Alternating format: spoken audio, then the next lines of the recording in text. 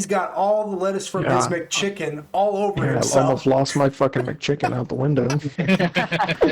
He's got the lettuce, like all the lettuce from that McChicken was just in his face on his lap, and he's just looking at me like, "What is this? What did you do?" And I went, "That piece of crap saw my freaking signal that I'm trying to get over, and he's not gonna let me get over."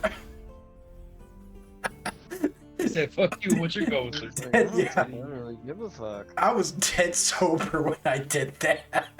I was just like, and I told him too, as calm as could be, I just went, "Hold on." This is gonna go one of two ways. But we're committed now. Yeah. Yeah. No, it was usually how that behind goes. me in that one. That was fun times. Scary memories, fun times.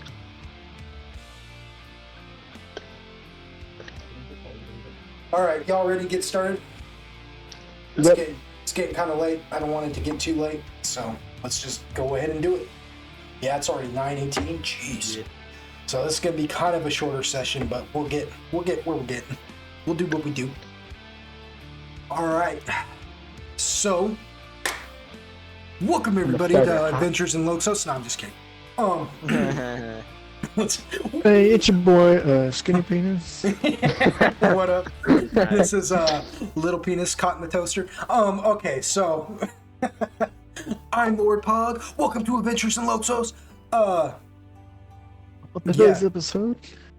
I'm here, joined by them old school gamers. Them old school gamers. Starting from the top, we got AGTX, Don't you fucking do it. the Dragons. Dragging these nuts. Nice.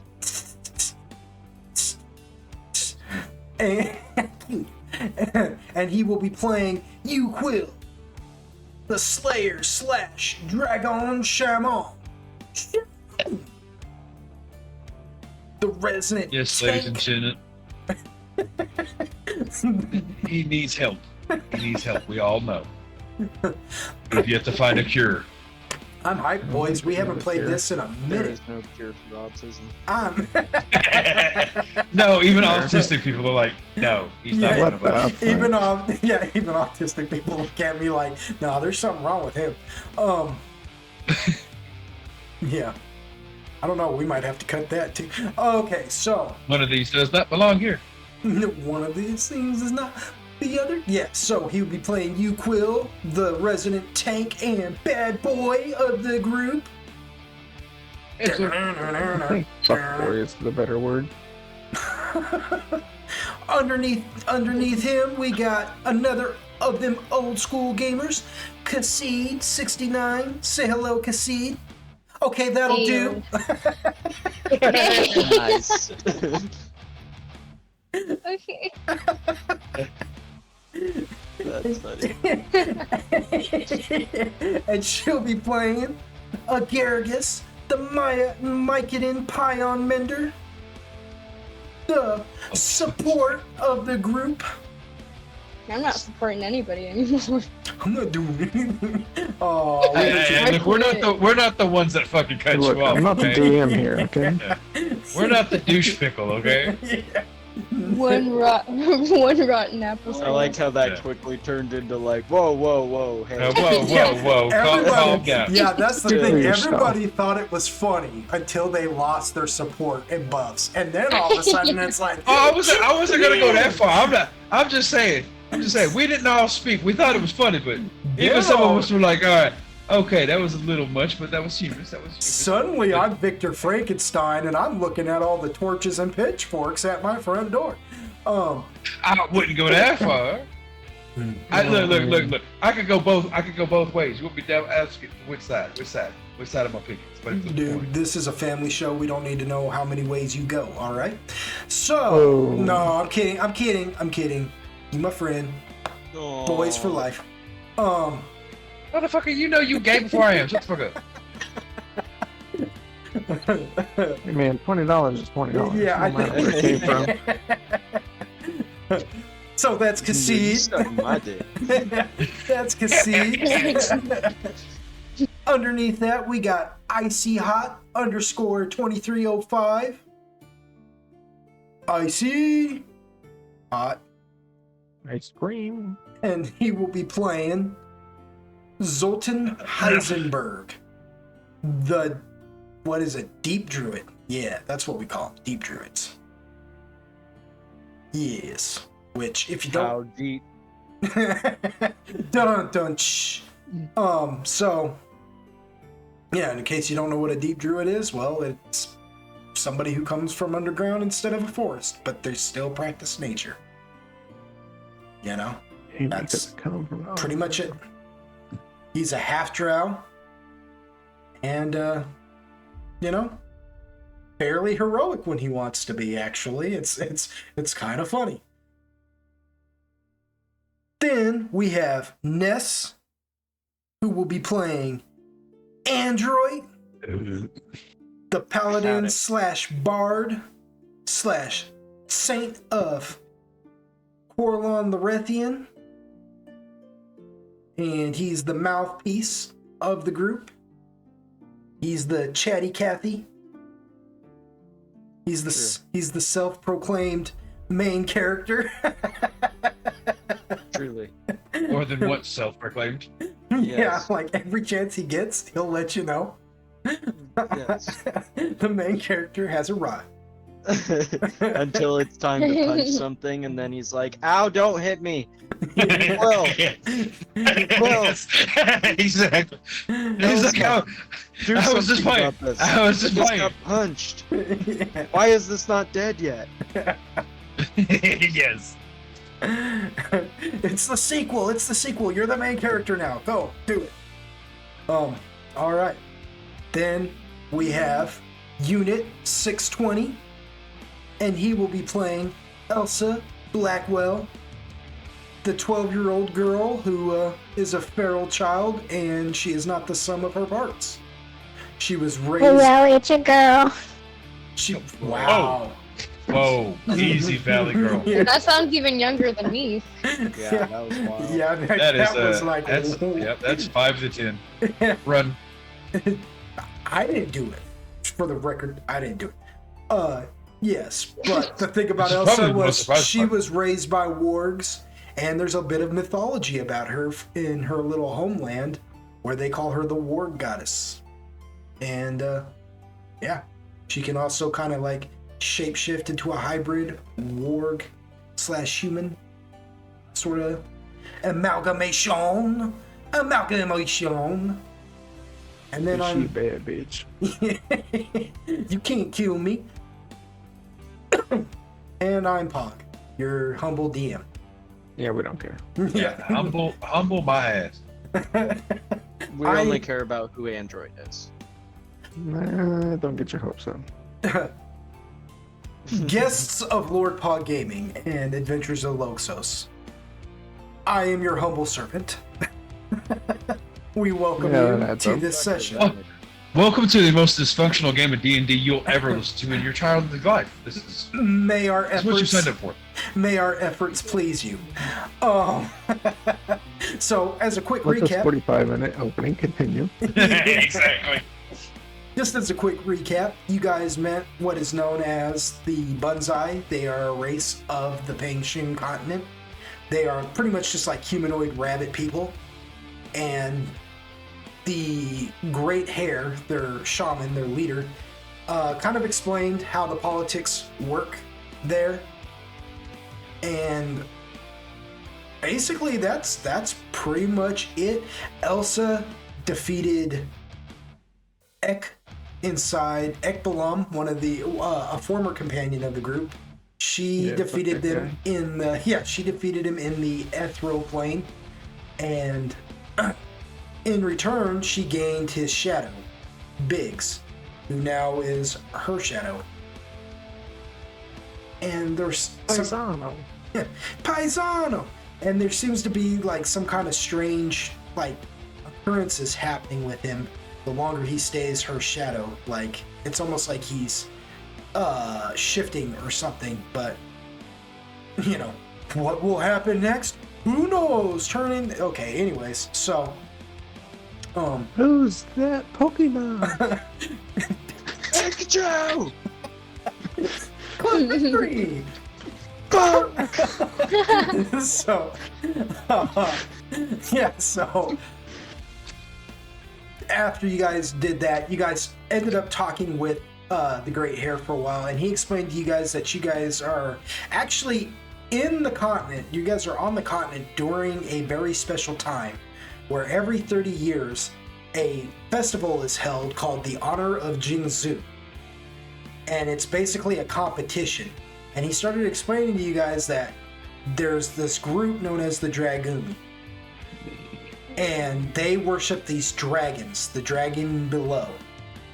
And apparently there's some kind of competition involving these guys. And every 30 years they hold the competition in their lands. And during that time, all shogunates and tribes and mercenary groups and everybody, they all come together and they have peace for those 3 days during the festival. During those 3 days, no bloodshed can happen. Now, because there's partying going down, if there's like a fist fight here or there or something, that's not a big deal. But no murder can happen. And he even went as far as to saying that even it's one thing if murder happens to one of the other groups, like one of the people from the shogunate or the tribes or something, then who's ever responsible is executed on site, no questions asked. It doesn't matter where they're from, what their status in life is, anything. It's punishment for dishonoring this festival. This you have brought dishonor to your family. Yeah, so anyway. In other words, if you want to fight somebody, act like you're drunk. Yeah. However, the other thing though is should any dragoon die on this day during this festival, that is different. The dragoon will then declare war on whatever shogunate or tribe or tribes or shogunates who's ever responsible. They shall declare war on them, and they shall cancel the Honor of Jingzhou, and it will never be held again, meaning like there will never be peace on the continent again, because it's only during these 3 days that the shogunates and the tribes and whatever are not plotting against one another on how to. It's a very feudal land. And so the Great Hare explained that and then invited you guys to go to the festival, and y'all were like, sure, we'll do that. And that's party. And that's about where y'all left off. Actually, y'all were marching there. We like to get down. We're gonna A rug. yeah, we're gonna fast forward a little bit of time here,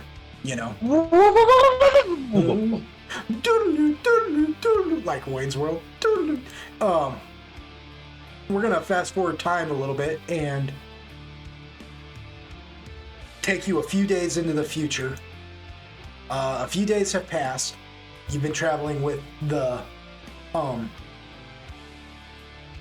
Banzai for a few days out of their valley into the land. Okay, so this land, the land of the Dragoon, its technical term is Longzi Godu. And that is it's actually Longxiao Godu, but or Goju. And that's actually the name of the land there, so we'll just call it Longxi for short. So you guys are coming out of the mountains where you have been traveling out of the Banzai's Valley. And if you look at the Roll20, you'll actually see where you're located now within this land. As we're going to do is we're going to focus directly on it and have a good, more significant image of it. So as you see, you have traveled out of the mountain range and you are now coming onto a actual road. You took a path through the valley, and as stated before, as stated before by the great Hare, the Banzai, because you guys were because you guys are what they call round feet. You don't have the That's not racist. you don't have the feet like they do. You know, you guys can't travel as fast as they can, so they actually took it a little slower. But I mean, they're still making decent enough time. The Jingzhou hasn't actually started yet. You're about a day ahead of it. And what the Banzai would like to do is make it to the capital city before the first day of the Jingzhou, so they can submit their chosen. And what that means is their chosen is their particular contestant to enter the competition. Everyone usually trains somebody when it starts getting closer to the Jingzhou. Some of them train them for the full 30 years, you know, so they can have a contestant to enter the Jingzhou, because whoever wins that gets a prize of some sort, you know. Gift card to Golden Corral. There's a gift card to Golden. Nice. I'll take it. Enter. Sign me money. up. I'm ready. I'm ready. So if you guys look at the Roll20, you will see where you guys are entering in at here.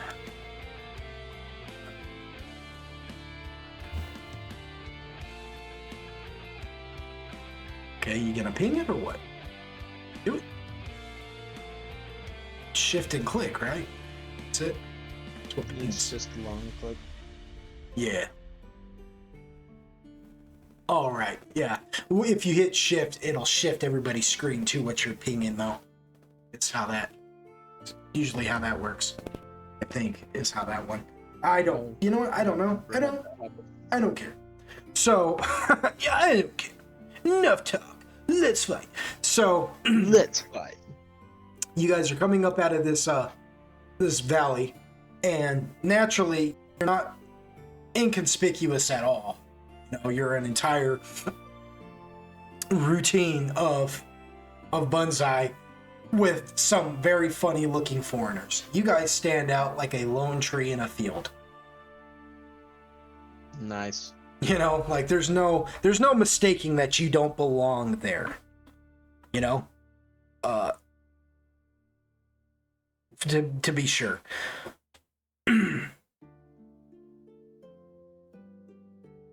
As you guys approach this gate, you are met with basically a gatekeeper.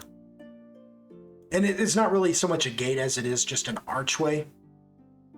A wooden archway that's decorated up to signify that there is a road here leading from, I guess what they would consider uncivilized area to a more civilized place. You know, there is civilization here. This is a town. What? It's a town. It's a towny town. Of the towny variety. Of the town variety.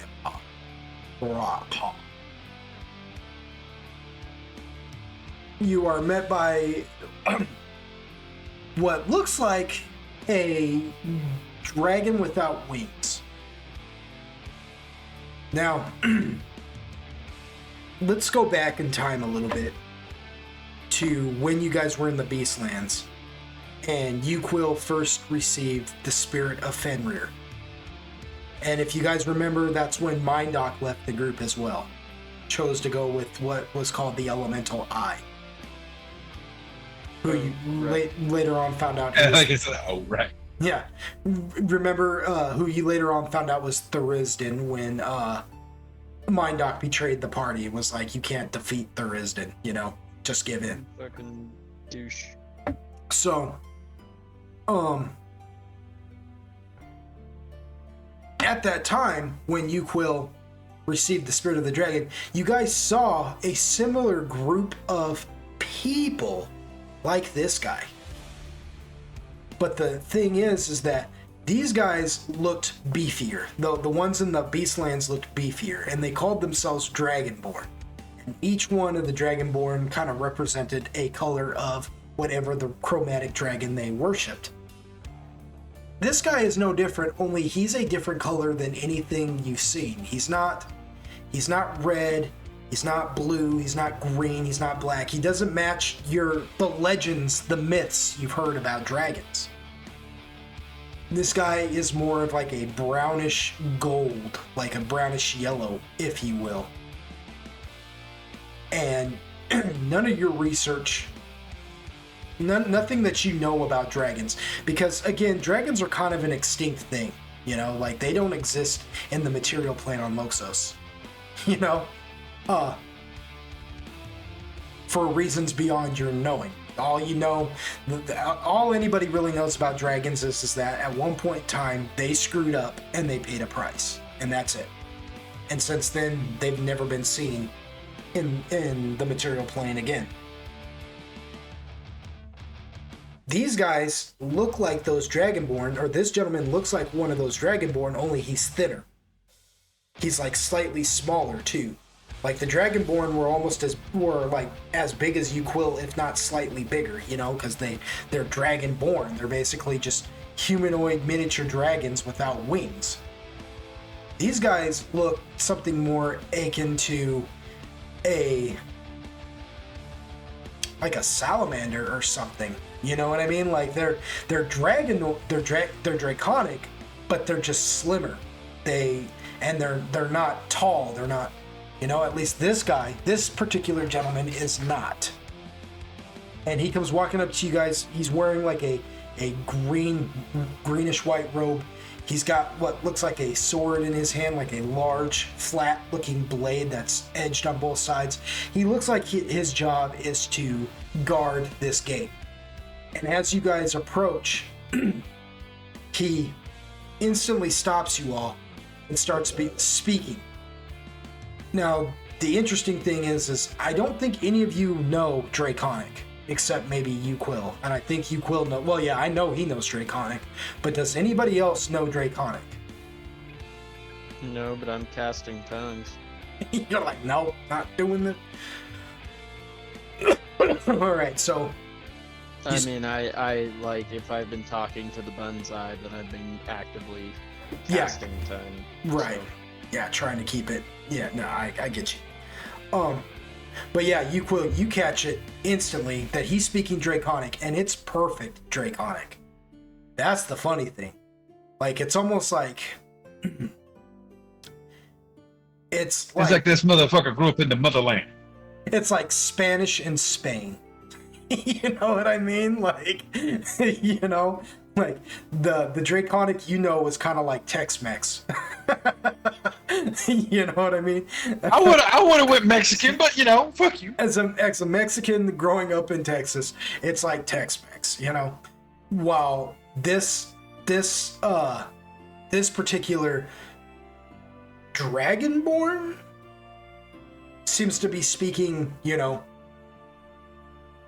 like perfect dialect of Draconic. And you pick it up mostly, but there are a few words that make you kind of go, huh? And then as you like pay attention to his inflection and this and that, you pick it up pretty quickly, but it just kind of throws you off a little bit, right? Because it's just slightly different. Oh. And he speaks and he's just like, halt, Bunzai. You know you're supposed to check in before you even try to cross into our lands. And the great hare just replies in kind. He says, and he does it in really, really broken Draconic. He just says, I know. And then switches over to Pangshun Common, which is the language actually that when you first met the Bunzai, that's what they were speaking to you, was Pangshun Common. You just still didn't know it. You know what I'm saying? Well, what you're trying to say it's is not common they to all you. sound like this. That's not what I'm saying They at sounded- all. They sounded like they had a peanut or butter. That is not what I'm saying at all. Bonsai. I really don't like where this is going.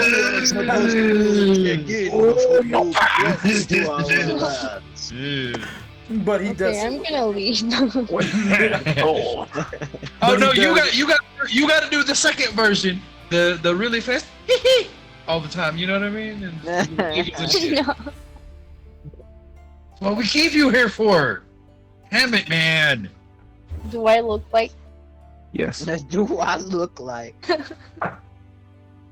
She doesn't Like, finish it either. what- She what just is that says, called? "Do I I just look lost- like?" I forgot Fill in the the blank. things that you poke and they make the noise. Fucking things. Pillsbury Doughboy? Sometimes yes. Kirby. I don't know. A squeaky toy? And no, I'm not calling you fat, but I am saying get in the fucking kitchen. Nice. Wow. I'm not body shaming. I'm being a That took sexist. a turn. Yeah, this is wow. Wow. This got serious. That all got cut. Got real. Anyway. Yeah, Gargus, you get a free No! junk punch on Uquil. No, okay, so, Cheeseburger. but yeah, no, so She got punched by. a they mushroom. they start speaking common Peng Shun and Android because you've casted tongues, you understand it pretty well. You know what I mean? And now that they've switched over to common Peng Shun, now Uquil, you're just completely lost. But they start conversing about that they're here for the honorable Jingzhu and all this. You know, basically the Great Hair is just clearing it up and stuff and making sure that this gentleman, and he calls him by his name, this particular Dragonborn is named Lao Di. And Lao Di, he just, like him and the Great Hair go back always, and but Lao Di then takes notice to you guys, and he begins to speak in to you, and he says, "And who are you coming into our land? Foreigners?" He's saying that to us. Yeah, he's saying that to you. Now, the only one who really understands him right now is Android. But as he's talking to you guys, his eye does rest on you, Uquil, for some weird reason. And he kind I of, am gonna say he kind of raises like a, Android is kind of relaying some of this to Uquil and the others, just kind of passively but quietly, without trying to like interrupt and be like, "Hey, they're fucking saying this." No, he's just fair, kind of like whispering over. He's to being a Uquil, Chauncey! being like, this is kind of what he's saying. Elsa looks up from the stick she's chewing on. She's like, I don't give a fuck. from the stick she's Go chewing back on. to sleep. Yeah. From the stick Like, she's chewing They on. think they want the smoke, but they don't want the smoke. Yeah, well, he's looking at you She's now, like, well, Uquil, tell me when they want the smoke. he looks at everybody too, like inquisitively enough, like it's an inquisitive look, because he's not really used to half elves for one, like Zoltan and Android, but he doesn't look at Zoltan nearly as inquisitively as he does Android, because Zoltan is half drow and the underworld does exist here, so. And then there's a Garrigus who he kind of regards, As cool. somewhat. He's Nah. like, "Oh my gosh, look at you!" He gets down and starts kissing your feet now. But he does look at you with some interest, like, what the hell? Like, what in the nine hells is that? What in the nine hells is even that? What are those? Yeah, but he does. Daddy chill. Yeah. Yeah. Oh, my rocks. Yeah, he does, but if he's disturbed by you at all, though, Agarrigus, he does not show it. You know what I mean? You can tell that this man is all business, or at least he's very reserved, which falls back in line with what the Great Hare was saying about this particular people, that they are very reserved. You know, they live by a code. They live by codes, and everything's like a process, like a code of conduct. You know, even right now, it's like a code of conduct. He asks you a question, he's expecting a response, but for whatever reason, his stare, his look, not so much a stare, he's not really being rude, because that would be rude and that's like a big no-no, but his look, his gaze does fall upon Yukhnevich and lingers there longer than everyone else, and there's just something about it, like, Yukhnevich, you don't even have to roll a sense motive to see that there's something about you that interests him in some form or fashion.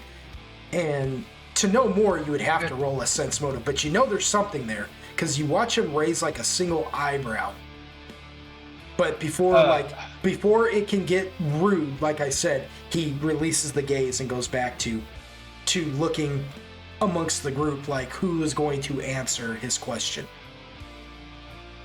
And Yukhnevich heard him speaking in Draconic, right? Yeah, you heard him speak now in he's Draconic. back in. Now he's talking in common. But like I said, it's So not a common Yukhnevich you gonna know. basically, yeah, Yukhnevich, like while he was being perplexed by this man speaking Draconic so well, like he's not hearing Android like doing his little pantomime shit. But I will say, hold on. Sense motive? I don't think I had some. Oh shit, I do. I think everybody kind of gets a sense motive. I meant like with ranks in it. It's not Oh great, yeah. Well, okay, so you got an 11. So, all right, I'll tell you this right He's now. oblivious. It's not a thirsty look. You know what I mean? But there is like. Oh, you just take the fun out of everything. But there is definitely like an interest. You can tell that something about you has piqued his interest, but you don't really know what it is. You see what I'm saying? And then you see him look away quickly, which lets you know after listening to the Great Hare explain to you guys, because the Great Hare, when he was speaking to you all, he spoke in a way, you don't know how he did it, but he spoke in a way that all of you could understand at the time. You know, he told you guys that they are very reserved. So the fact that he looked away, you know, almost quickly after that expression just confirms what the Great Hare is saying, you know, like they are a reserved people. He's not going to just sit there and burn a hole through you either. You know what I mean? No matter how much you've piqued his interest. So Yukhnevich just fucking. As soon as Yukhnevich catches him, kind of like gazing upon him, he just hits him with Draconic. What? Something on my face? He hears you speak that. Real quick.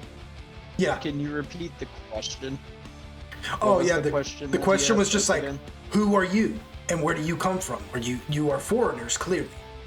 You see what I'm saying? Okay. And now go ahead. That's the equal thing. Sorry. As that happens, right? Something that's funny, as that happens, right? Yukhnevich says that. And in Draconic, and the Great Hare looks at Yukhnevich almost stunned, but he hears the inflection, and even the Great Hare knows that that's not the same kind of Draconic, you know what I mean? It's better than his Draconic, to be sure, but that's not saying much, right?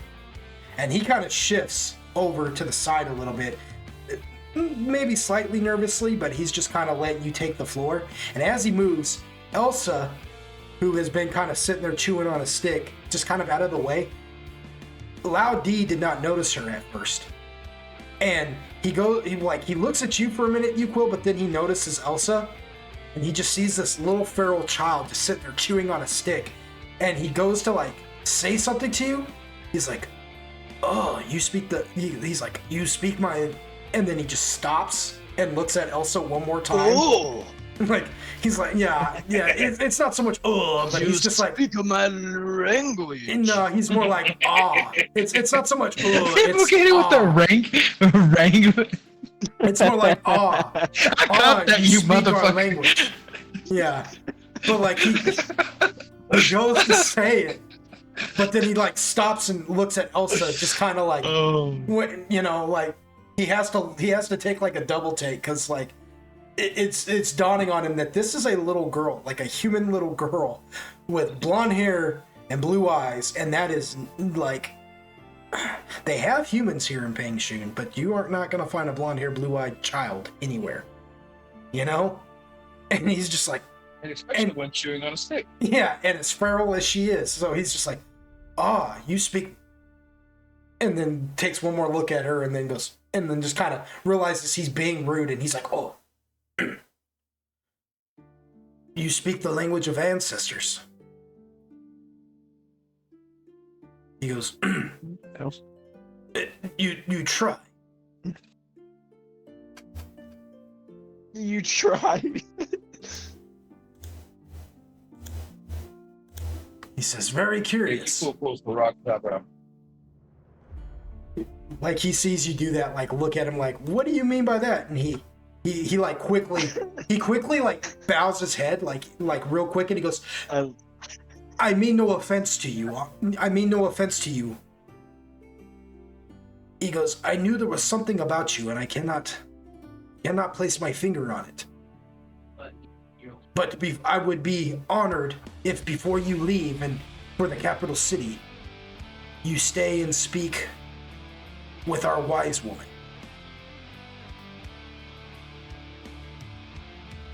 He says, whether your friends want to, whether your rest of your companions want to or not, I would be honored if you did, and then you can catch up to them depending on.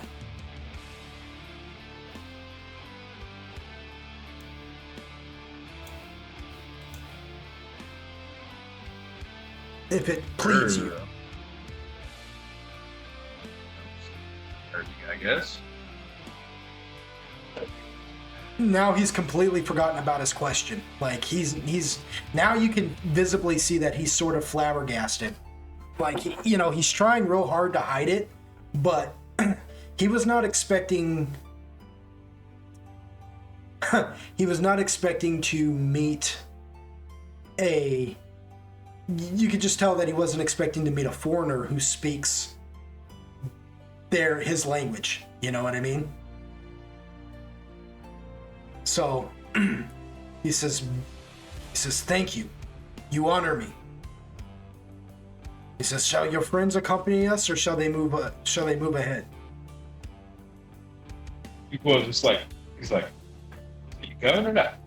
No, like, but I'm assuming about something like he's figured out enough that Android is doing something to be able to understand all this. He's like, motherfucker, I've talked in this language like 85 times. You've never known shit, and now. Oh yeah. It's like, I don't think he's dumb enough to be like, you may not know you're doing a spell. He's like, you haven't known this whole time. I've had to translate too many times. Yes. So Rolling with. Android is gonna say, well, he's gonna turn to the Bunzai guy, and he's gonna say, if we do go with them, will you be allowed to come with, or will we need to meet back with you somewhere? And if so, where can we do that? The gray hair just kind of looks at you and he goes, I'm not gonna lie. My ancestor, the language of the ancestors is trifling at best for me. I'm not entirely sure what's going on. What do you mean by go with you? Oh. Well, they wish to take Yukwil to speak with their leader, I guess. He kind of scratches his head and says, if we go with them to do that, where can we meet with you again?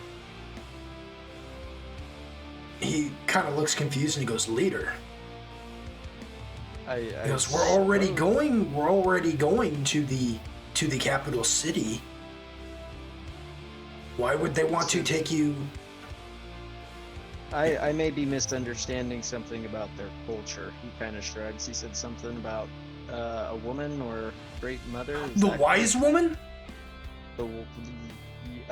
Yes. He wants, and he like he points at you. Looks at you, Quill. It was like wise woman. Was that right? Yuko's just looking at him like, because they're speaking in the Pang Shun language, right? Bunzai. Whatever. Yeah, whatever it is. Yeah. Yuko's just like, do what with it? We're going to the wise woman. That's it. Yeah, that's what he said. Yeah. He turns back and he says, "Yes, wise woman." The great hair, like he looks at, he looks he looks at Lao Di, and he says in Pang Shun basically, like, well, that's what we'll call common here, Pang Shun, right? He says in Pang Shun, he says Pang Shunian. Yeah, Pang Shunian. He says, In Panganese. yeah.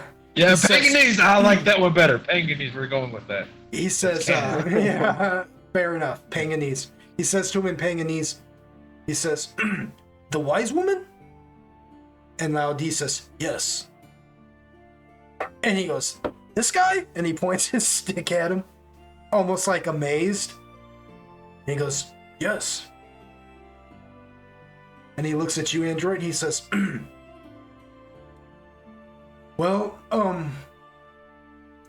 I don't expect that your party will be split up as a result of this. I imagine you are all going to go with your friend here to speak with her. Android nods. He says, "Yes, that's why that's kind of the nature of my question. Where can we return to you at?" Because we're going to continue on to the capital city. He says, but I know that because it is so close to the Jingzhou that you are not in danger. And all things considered, they'll probably escort you there, if anything. So you can meet us in the capital city. Android nods. He says, "Very well then, and thank you for your hospitality."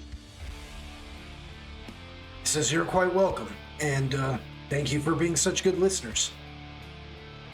It's not every day I get to explain an entire culture and people to foreigners, and it's relatively fun. He says, for the record, not everybody here is going to call it the capital city, you know?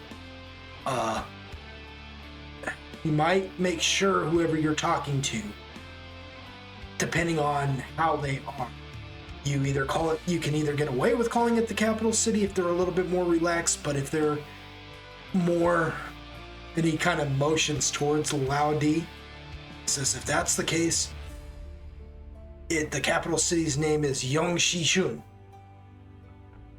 Yongshishun. Yongshishun. Yeah, he started throwing Asian little bits of together, just talks and shit. He says, "Call it that if they ask, just to be on the safe side." They're, like I told you, they're a very meticulous people. He says, "We will see each other again. I believe this." And he bows to you, and then he bows to the rest of the party and to you, Quill. And then he kind of and waves his fingers in the hand and on his hand and points for the rest of the group to move out. And he watches the Bunzai just start moving out their group, you know, their wagon train, as it were, on out. So Autobots roll out looking at? Yeah. Laudi, he looks at you, Quill, and he says, again in Draconic, he says, "Tell me, do you know the language of Panganese? Or should we continue in the language of Ancestor?" Yukwill's like, definitely ancestor. He says, very good. He says, and the rest of your group? Do they know the language of the ancestor or Penganese? I was like, this one seems to have picked up both. And he just kind of like eyes Android and he's like, the rest don't believe so. He looks at you, Android, and he says, oh, you learned the language of ancestor so quickly. Android says, I'm the Tresole. Stupida! He chops Android's head right off. No. No, I'm kidding. Android says, he kind of taps his ears and he says, it's magic. I'm not privileged enough to know either language, A Shujinja. if that's what you call it in your culture. He kind of nods and shrugs a little. This is fascinating. And then he looks at Elsa one more time and he goes, if it not offend any of you, I must know. And he motions at Elsa and he goes, and then he motions at Agaragis as well and he goes, who? Where? And I guess how? Well, we kind of found the girl tied up in a closet, and we didn't feel right about leaving her there. He kind of chuckles, you know, and he says, I'm kind of foggy on the details about where she comes from. You know, I think we all are, but her name is Elsa, and she isn't stupid, though she's feral. You know, she's, in our culture, there are some who call her the war goddess. And just kind of, you know, he says, as for the Myconid, I'm still figuring that out myself. He kind of motions to Zoltan, and he's like, when he returned to our group, he had the mushroom with him, and it's useful. It keeps us alive. Also stands up and like goes to shake his hand. He looks at you, Elsa, and he like kind of recoils his hand, and he kind of he understands that you're trying to be polite, so he bows, and then he says to you in like Draconic, even or the ancestor, he says to you in ancestor, something you don't understand really, but you do get the sense of what he's trying to tell you is no shake hands, and he bows as to kind of like, you know, in hopes that you register, like that's how you do it, that's how you greet here. Also, Elsa's like, she like scratched her head for a second, and she's like, oh, the gay dude taught me this, and she does a little curtsy. Nice. Yes. Android gives her a thumbs up. When she does that, And she like, lays back down and starts chopping her stick again. when she does that too, he like stops like the bowing and he just kind of backs up for a minute, and you have to kind of wonder if she didn't just offend him because of how reserved they are. But like, despite himself, he smiles. He gives like a half grin. Like, Yeah. they may be. Yuko's on the ground rolling right Yeah. now. Like he's rolling. They may be what you would call Dragonborn. You know, he may be like that of Dragonborn, and the Dragonborn you guys met were really abrasive, while this guy has been real calculated, to say the least. So he may be like share like a similar ancestry, as it were, but he does recognize children, and he just kind of half smiles, and you can just see like a glint in his eye, kind of like a fatherly glint, and he says, she is very special. Yeah, look around, find out. She does her best. Yeah, Yuko is just rolling. He's like, "Oh, you have no idea. That's the tip of the fucking iceberg." He says, children are a gift. They are a gift from Takesis. We honor them greatly in our lands. Gift from Takis. And then he looks to Agaragus and he says, I am familiar with the toadstools of the underworld. And this one seems to resemble that, only more so. I don't mean that as an insult. I am genuinely fascinated, but it is not my place to stand here and talk your ear off. The wise woman waits, and so I shall bring you to her. Please forgive me for holding up your time and wasting it. Please, follow me. And with that, he turns and begins to guide you guys into the village.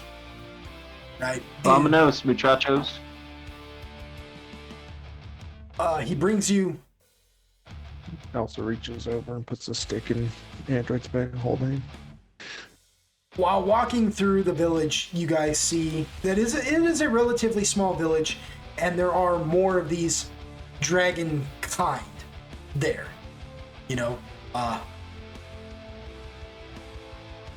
They are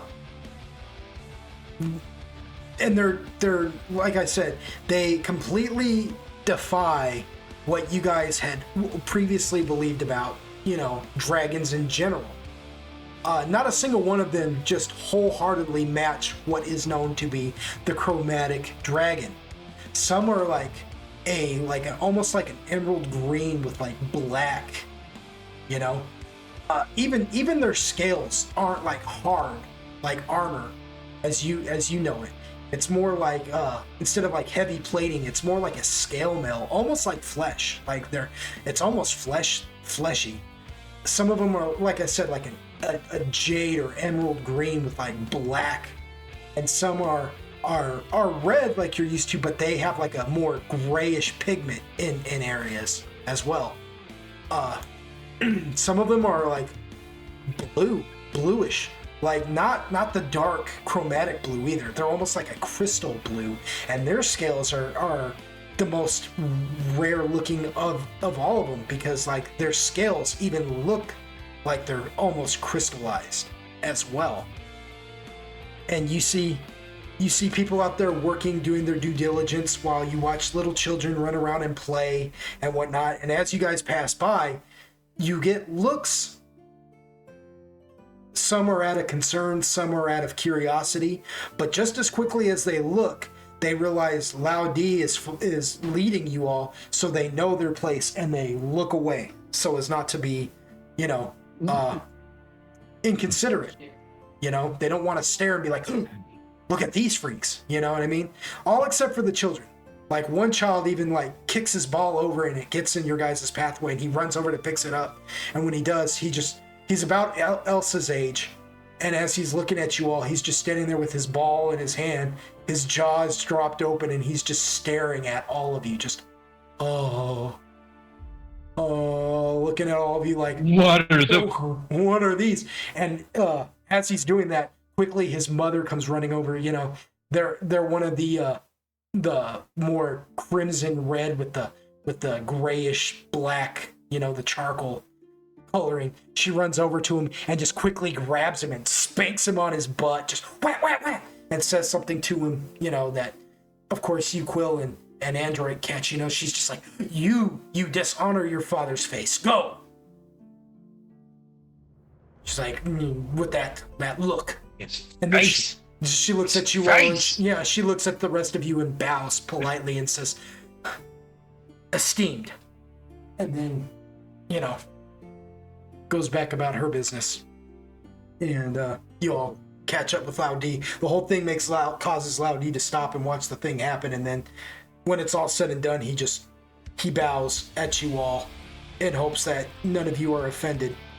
He looks at and just out of curiosity, were any of you offended by this? Agargus, you don't count because nobody would be able to tell anyways. Nice. Mushrooms don't have feelings. I don't. Evidently I not. don't. Nah, Agargus is cool. But no, nobody. No, Yuquil felt nothing. Like if anything, he's like, okay, this is what it was like when I first got here. So, As in, like, just this general leaving his vibe. home for the first time shit. yeah. This is a whole different vibe. Like, yeah. To say the least, I will say, to say the least, you guys have never been in a society like this. You know? You've been in military societies, you've even been in real shady societies, but you've never been in one where there's so much emphasis put upon a conduct, a type of conduct that you are supposed to uphold at all times, no matter what, regardless. And so, as he looks at each of your faces and none of you appear to be offended, he bows, graciously, and then motions for you all to continue to follow him. He brings you to a house that is modest. It's modest in its size and scale and its grandeur and stuff, but you can tell that this has to be the house of like an elderly wise person, just because there's like incense burning and like a slight garden of what looks like maybe ginseng or something growing, you know what I mean? Like, it looks like what you would expect, of an elderly person who's living there.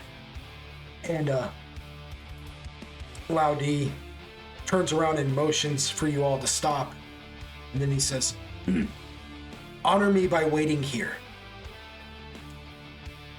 And then he turns around and walks in for a minute, and like he walks up to the front door, and the door doesn't swing open, it slides to the side, just whoosh.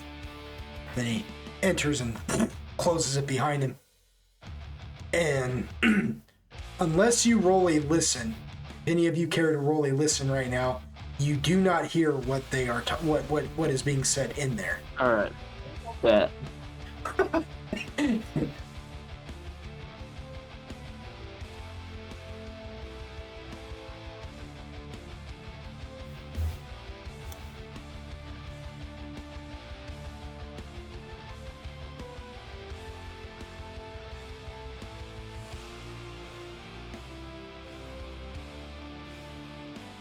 Okay, so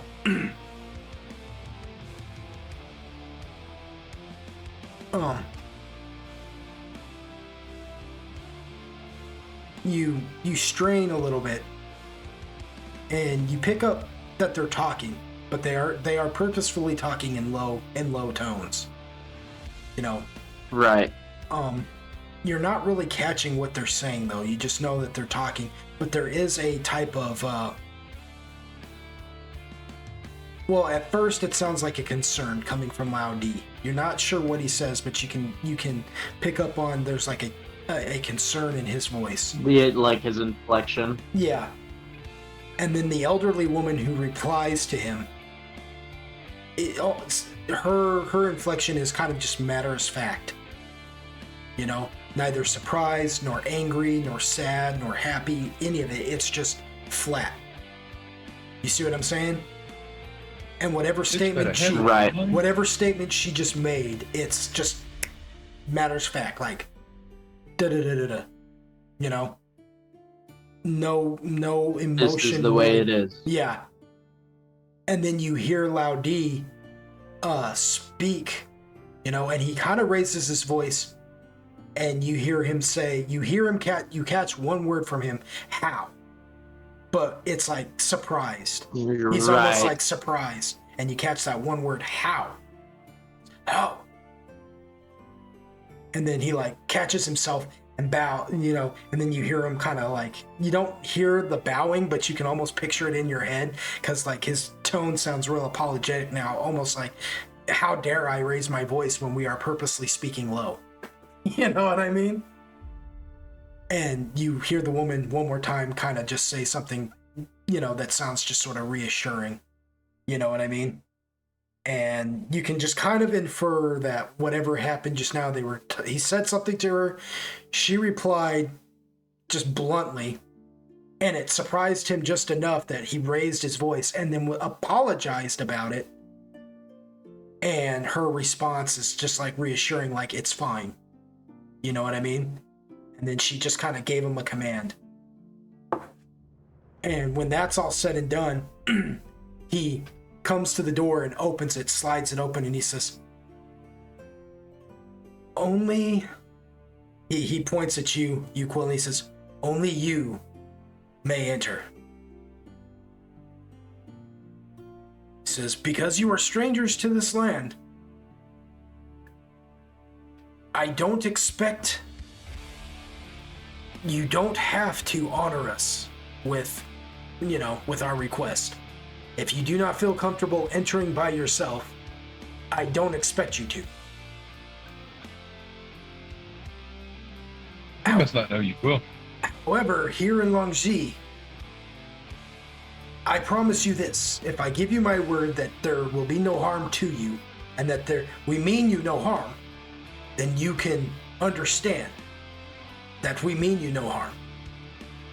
And this close to the Jingzhu, we especially want no problem. But it is imperative that it only be you who speak with our wise woman.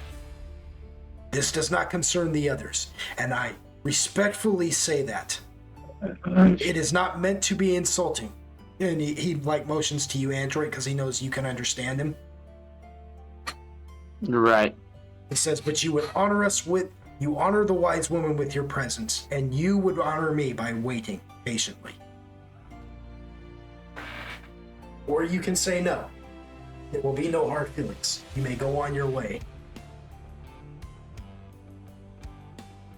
Android.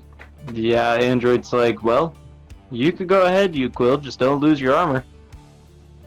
You Quill just... Oh, you Quill just says a comment. Fuck you! Well, of course with the shit-eating grin, but yeah. Android kind of chuckles, and he's like, and he turns and he's kind of picked up on the bowing thing, and he just kind of like awkwardly bows a little bit. And he's like, It's no, an awkward bow.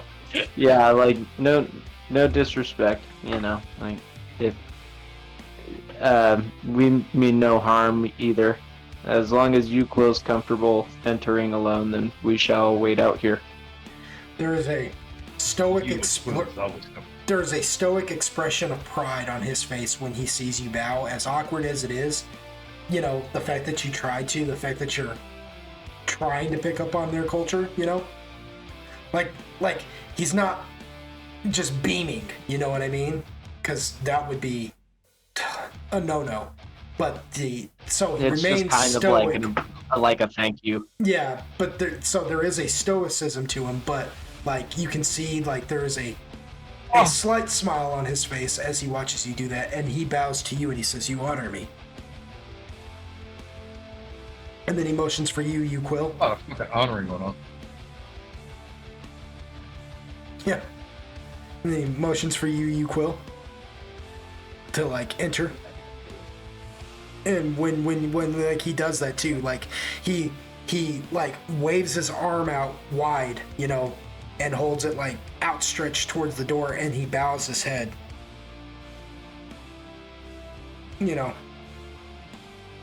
To signify that you are welcome here.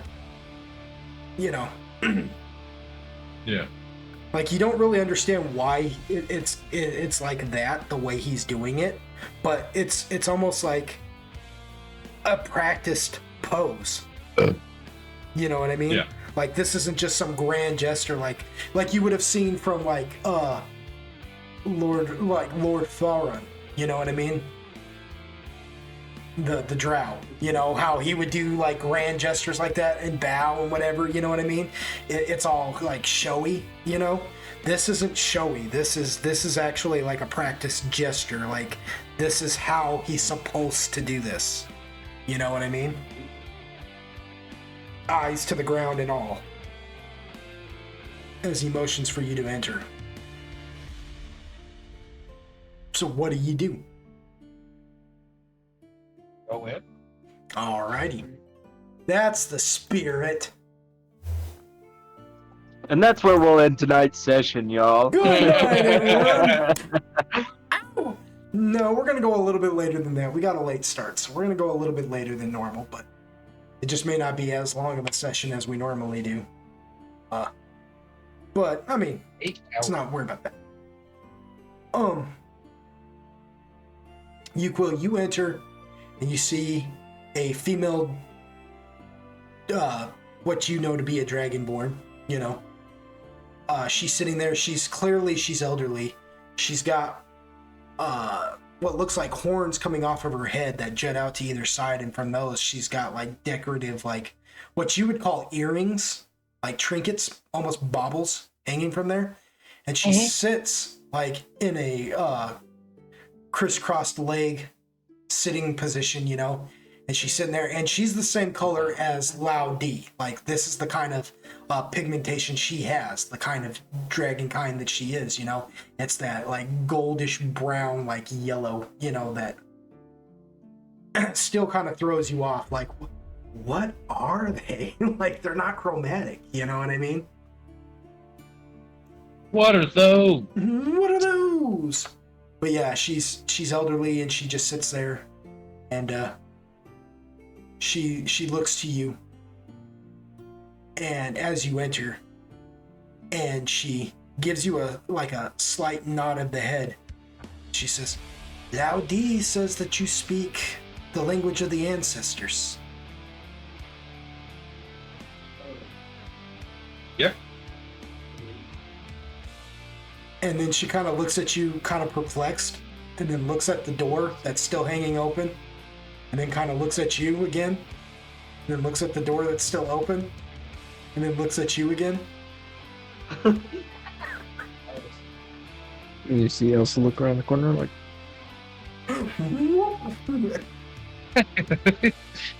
You just watch. Just Yukho he looks at her funny. He's like, oh. Yeah, I was born in a barn. Like, Yeah, that's what Elsa's looking Not around even the a good corner. barn. You just watch like Lao D come walking up to Elsa and kind of grab her and go, and he's saying to her in Draconic, like Elsa can't understand it, but he's like basically saying, no, little girl, no. This is for adults. I know that you don't understand and you are not from our lands, so I forgive you, but you must learn our ways, and I can teach you our ways if you would just learn my language. Let me help Elsa you. looks at his hand, looks at him, looks Yeah, at it's his just hand, all looks at him. gibberish. Like, She's like, why the fuck's your hand on me? like he's smart enough to realize that maybe he's offending her, so he, for whatever reason, and it's you see a look of like he's perplexed now, right? And he lets go of your arm, you know. But the perplexed isn't so much the fact that you look offended or anything. What's perplexing him is the fact that it's a child who for whatever reason seems intimidating enough that he's not necessarily now regarding you as such. Like, As soon Like, as, normally a let's child- go, Elsa smiles and then walks away. like it's a perplexion. Like, you can just tell that like he's confused now. He's like, that's a child. Why do I feel like I need to treat her like an adult? And he's like saying, he's almost mumbling this, and then he catches himself saying it, and then like clams up like, no, listen, you know.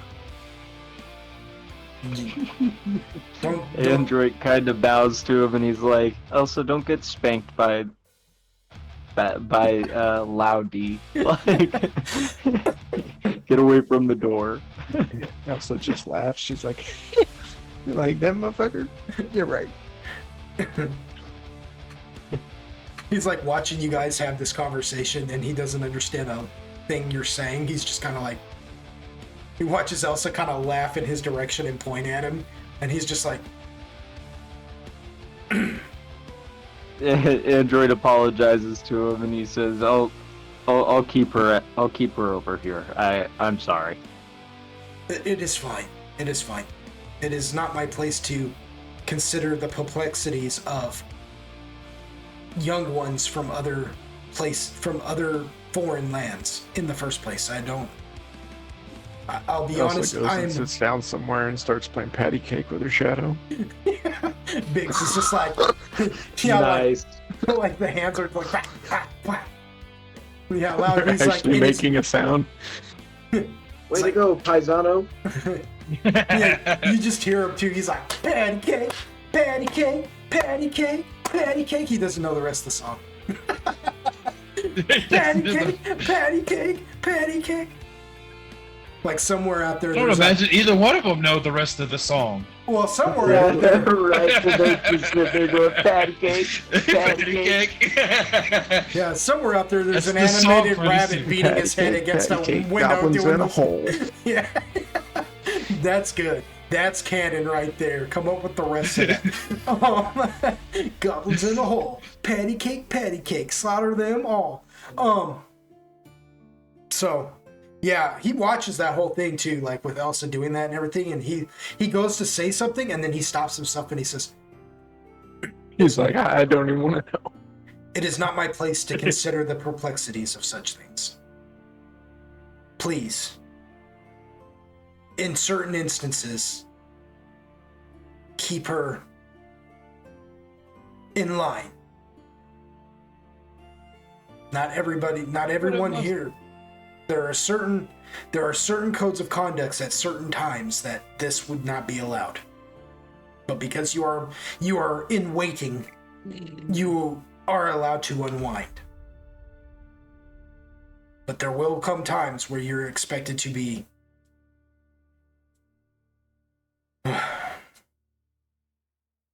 more inward." And he's not even sure if he's relating that correctly to you, Android, but that's the best he can do. You know? He's not entirely sure what your slang is and this and that, you know what I mean? So he just says inward. There will come a time where you're expected to be more inward than expressive. Inside the... Android just kind of scratches his head.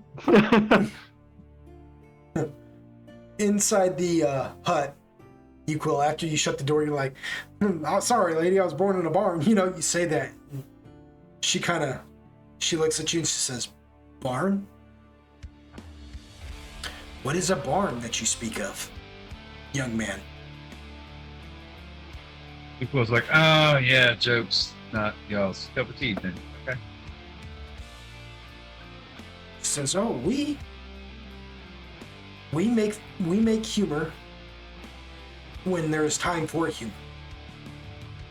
There is a time and a place for everything, a season for every age, a beginning and an end." Am I gonna have to wax on and wax off? This existence, you say that, and she looks at you for a minute, and she goes, Nice. "This existence is a tragedy. But Tachesis has blessed us enough that we have joy sprinkled in it for the flavor." Yeah, who do what? She motions for you to sit. She says, "Sit. We should speak." Flops down.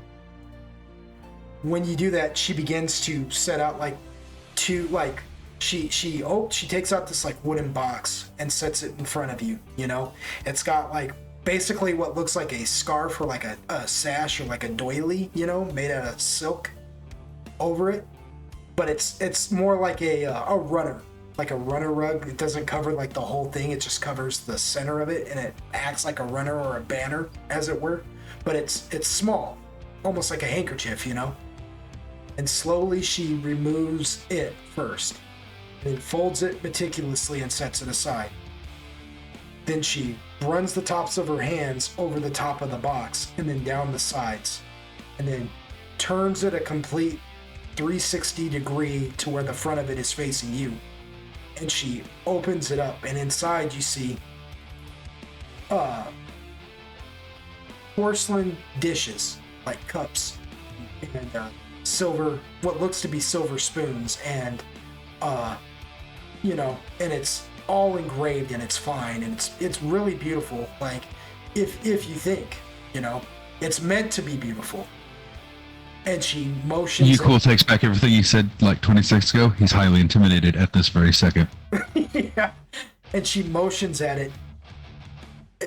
You know, she motions at it, looking down at it, making a point of looking at it as she motions to it.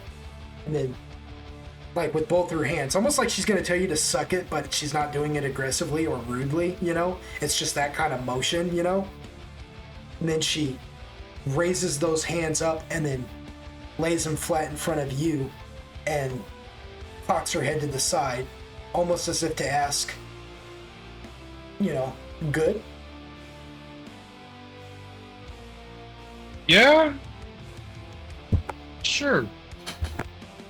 When you say that, she smiles, you know, proudly. Then she turns the box a 360 degree again, or finishes the rotation facing her again, and she removes, very slowly, she removes 2 saucers. She removes yours first and places it in front of you. Removes hers, then replaces it in front of her. And I know this sounds like long, but this is important. Then she does the same action with the cups. You know, everything is the same thing. You each get a spoon and everything, and then she closes the box, runs her hands across it again, lifts it up and sets it aside next to the folded runner. And then she takes a teapot and pours you tea. She makes a point of pouring yours first. And then before she even pours herself one, she presents before you a white substance inside like a little dish, you know? And a white substance in this dish, and then a greener leafy substance in another dish, and she presents them to you and she says, would you like sugar or ginger? Or ginger leaf in your tea? Sugar, sure. Yuko's just like Flex. He's like, tea. Haven't had tea very often. She says, this is the finest. And she makes a point of putting your sugar in there for you. And she kind of eyeballs you for a minute and puts 2 scoops. And then stirs it up. And then removes the spoon and sets it off very meticulously to the side. On another little saucer that was already sitting there on the table, so as not to sit wet flat on that table because it might stain it. And you gather that because she makes a point of even putting her hand over it so not even a drip hits that table, you know, because that would be filthy. And then she motions for you to take a drink. Before she'll even mess with her own, she wants to see you take a drink. Yes, Yuko. She says, sip. All right, now it's sugar. It's tea and sugar, right? Hot tea and sugar. My question is, does Yukul enjoy it? Did she put enough sugar in the tea? Is it too sweet? Like, is it just sweet? Is it just right? Like, tell me what Yukul thinks. I imagine he would be like, not bad. 2 scoops in like a regular cup. That wouldn't be horrible. I mean, he probably wants a wee bit more, but he's not going to complain. Not bad. She says, does it please you? Yeah. When you say that, she, like, it's almost like she was tense. And then when you do that, she, like, loosens up a little bit and just nods and kind of smiles. And she goes, oh, good. And then she proceeds to do her own and put the amount of sugar and ginger leaf into her tea that she likes, you know? Yeah. And then she says, first questions in tea. And then we get down to the matter. Agreed? Yuko just kind of looks at her funny. He's like, that's the matter. Sure. Like, he's thoroughly confused now. She says, okay. And as she takes a drink, before she takes another sip of her tea, she says, Where did one such as yourself learn the language of the ancestors? And then she takes a drink, but as she's drinking it, her eyes never leave you. What happened was,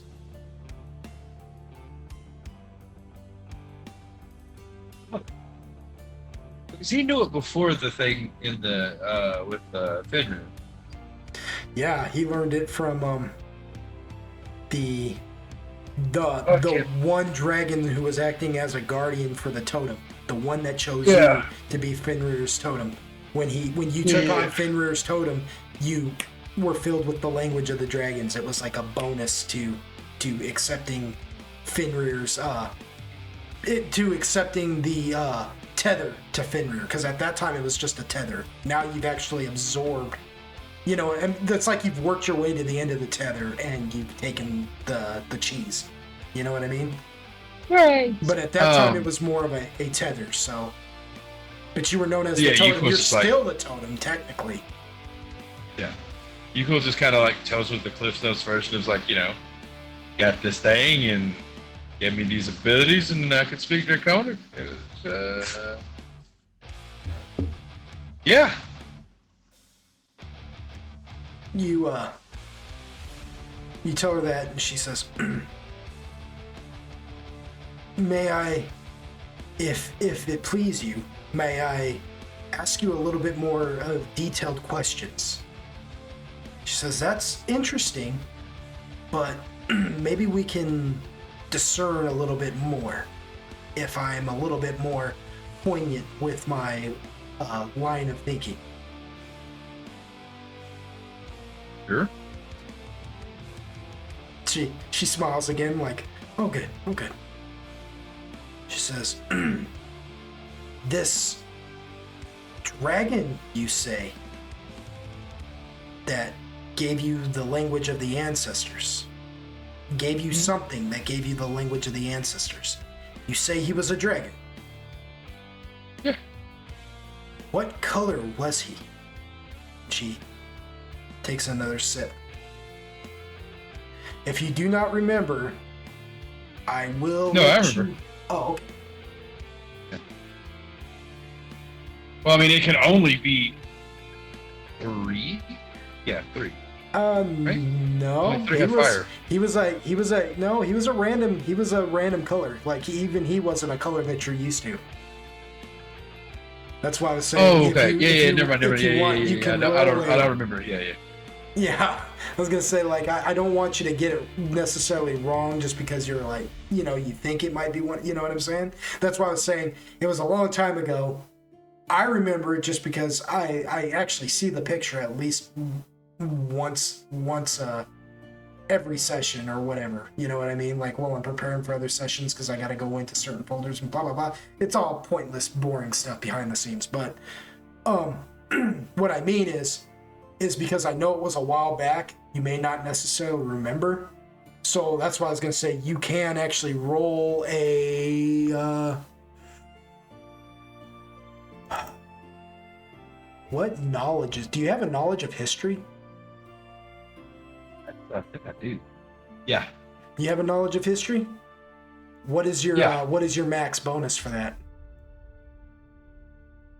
12. 12? So that you could roll a 32, possibly? Okay. Go ahead and roll. And we'll say the DC for that is at least a 15. Oh, shoot. It's like I jinxed you. Yeah, bro, for real. Yeah. I blame you. Yeah. Huh. So you search your mind, right? Trying to remember. And I will say this, though you cannot remember the distinct color, right? You do remember that it wasn't a chromatic dragon either, right? Not what you know from the legends. Which then becomes very interesting to you because neither is she. And neither was Long D. And neither... is it Long D? Is that his name? Think so? Yeah, Lao D. Lao D. Neither was Lao D, right? And neither has been any of these that you have seen here. You know what I'm saying? So you realize now that there's something different. Like, it didn't even dawn on you then. This dragon that came to you and did this, you know what I mean? Wasn't even a normal color. Yeah. Because at the time you were just like, oh, Jesus, it's a dragon. You know, well, we weren't saying Jesus because, I mean, technically, you know, but he's just the god of this world. Yes. But you were just like, oh man, you know, Cuthbert preserve us. You know, like I did not plan on fighting a dragon. You know, like you thought you were gonna have to fight, so it didn't even dawn on you. But now it's all starting to come to you, like, what the heck is going on? You know, like, wait a minute. None of this seems right. Like, none of this is lining up with the legends. Yeah. And, you know, it's at this moment, too. Now, with that in your mind, that is what you're being able to kind of discern. But with that in mind, do you let this line of thinking portray itself in your expression on your face? Or do you hold that back and try your best not to... No, Yukhnevich is an open book right now because he's very perplexed. So you begin to look, so... And anytime he has that type of revelation in his life, there's no hiding it. It looks like he's not that type of guy. Yeah. He's not that type of guy. He's like, wait a minute, we've unlocked doors I didn't know were there. Hold on! So as you do that... Yeah. She can see it, like, as clear as day on your face, and she says,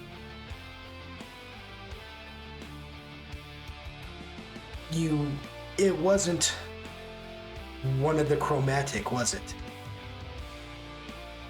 He's like, She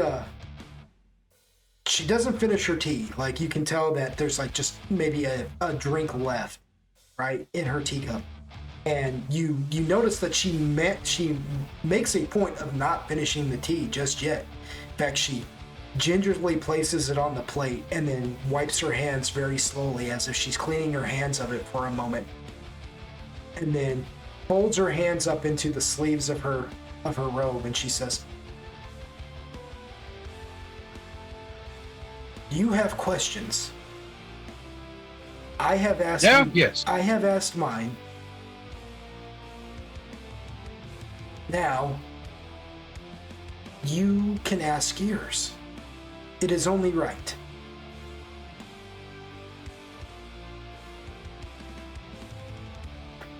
Equals like 1 + 1 equals yay, normal ones neither. What in the fuck? She's just like, "Excuse me?" Now it is her turn to look confused. Exactly. She's like, "Well, I heard about red, black, blue, green, bronze, brass. Nigga, y'all pink." Actually, technically, there is no bronze or brass. I should point that out. There is no bronze. You know, or brass. you know what I mean. You know what I mean. Yeah. Okay. I just don't want you to be I should point that out. There is no silver. There is no bronze. There is no brass. Right? You do, and only because you read the Pantheon do you even know that there's a platinum and a gold. Right? Yeah. Oop. Like I said, to him, he's just like, he just rattles off the ones that he knows. He's like, y'all are like pink. What the hell? She just even though like they're probably not actually pink. You know what I mean? He's making the statement to be like, oh yeah, like yeah, to be like, I get what he's saying. He's not really actually calling them pink. He's just saying a random color to express. Yeah, just random, like What are you? You know, like, she's got him riled up, so he's got word vomit, and it's never good for any of us. But here we are. Yeah. When you say that too, she just kind of chuckles, like she picks up on what, you know. She says, "No, we're not pink. That is to be certain." She says, "And you know the legendary ones. Are you aware of the legend? Do you know why our chromatic brothers are no longer amongst us?" Heard a rumor? He's just gonna kind of leave it at that, like, you know, because he knows what Fenrir told him. Ish, right? Yeah, it was Fenrir who, yeah, basically Fenrir said, you know, they sided with the wrong side in a war, and they all got off. Yeah, so, Yeah. yeah, so that's the way he kind of sees it. Is like, I'm not saying word is bong, but you know, homie said, you know. Yeah, all the winged majestic ones got offed, and any ancestors from that moment on are wingless and humanoid. They're the dragonborn, right? Yeah. And that's their curse, you know? Like, even Yucca has said as much, you know? And Yucca's got like the worst curse of them crazy all. Yeah. The crazy motherfucker tells me about it all the time. Yeah. He may or may not. Yeah, he's gonna let that part slip. Yeah, Yucca, Yucca, in fact, didn't even come with you guys. He stayed behind to eat, and you know what I'm saying? Like, they're pampering him, you know? I guess I should have pointed that out, and I meant to, because I had always planned on him staying behind, you know? But he's, you know, yeah, he just would not have fit in. Yeah, they're going to pamper him and take care of him, and he's gonna chill, yeah. But, she just kind of giggles at that, though, and she says, when you say, you know, I've heard rumors, she says, probably partly to be true. She says, and then she thinks about it and she says, but it is not my place to tell you. She begins to just kind of start chanting like words, you know, they seem magical, right? But like you don't see any actual magic taking place. It's more of like a feeling, you know. As she starts chanting them, she pulls out one of her hands and just starts kind of waving it. And as she does, the incense smoke and its flying thin curls and ribbons seem to just wrap themselves around her hand as she's waving it back and forth, you know, very slowly, like a snake in a dance, you know. As she chants this, you know, she's just like, you know, like, it's not draconic. You're not sure what she's saying, you know what I mean? It's almost like word magic, you know? And then she stops just instantly. She goes, ugh. And she very slowly looks down at the teacup. It takes her hand and lifts it up and drinks the rest of it. And then she pulls it down and looks down at the ginger leaves at the bottom of the cup. And you hear one single word come out of her mouth. She says, totem. And the second you hear the word totem, everybody, not just you, Quill, everybody outside, you, Quill, like everybody, you all hear what sounds like in unison the sounds of what sounds like several large beasts. How many you cannot tell, but it sounds like several large beasts in unison cry out across the land. It sounds kind of like think Godzilla, right? The noise Godzilla makes, right? But it's not as like special effectsy. You know, there's more of a deeper guttural inflection to it. It's like, yeah. And it rings out like everybody hears it. Android, Agaragis, Zoltan, Elsa, you know, Lao D, the kids, the people, everybody just stops what they're doing at this moment. And the wise woman, she, you know, she's the only one, like, technically Uquill when that happens. Tell me what Uquill does when that happens. Because it's loud. It sounds like, you know, it sounds like several large beasts are descending down upon you right now. But it's just their voice. You know, it's a cry. Almost like a war cry. You know? Yeah, Uquill's just like this natural reaction. He fucking grabs his shit and's like, what in the fuck, Kanye? So, yeah, You react like you're ready to go. Basically, like, we Yeah. fighting? We get down? We're going down! But the wise woman doesn't move, right? Like, she doesn't even look phased, right? She's just staring at the tea, at the empty teacup with the ginger leaves. Android, what do you do when this happens? The android's like, I don't know. He just kind of looks around, you know, and raises his eyebrows. You know, the classic android kind of blink. Yeah, And then he like, just kind of what takes the- his hat off and sighs and wipes his forehead and is like, "We're gonna be here a minute, I think." What about Elsa? What does Elsa do when the sounds of what sounds like several large beasts cry out so loud that it like literally encompasses everything? All sound is sucked into it for a minute, you know? And like I said, it sounds like they're descending on you. Like the shout, the scream, the war cry sounds like it's so close. Like it almost feels like the beasts are descending upon you, but there's nothing to be seen. You know, but you feel it. Like it even shakes everything. What does Elsa do? She looks at Android like, I don't know. You tell me. Like, what in the fuck, Kanye? She's like, the fuck was that? Exactly. That's Do I what- gotta fuck that's something up or what? Exactly. Even she knows. Pretty much. How about You know- how about Agaragus? You know- What does Agaragus do when this happens? Peanut butter. Mushrooms don't have ears. Peanut butter. How does a mushroom pee himself? To put it in perspective for you, Agaragus, you know, growing up in like the underworld in caverns and stuff, to you, it sounds like a large noise inside like a cavern. How the cavern would echo. But somehow you're out in the open. There's nothing for this sound to reverberate off of, and yet it feels like it reverberated off of reality itself. You see what I'm saying? Yeah. So how does Agaragus take that? He looks very startled and he's kind of like looking around because like he can feel it, but like you said, you're not in a cave, so he's like, how can I feel it like all around us and even in the air? And he's just kind of like looking around, and if he's nearby anybody, he kind of like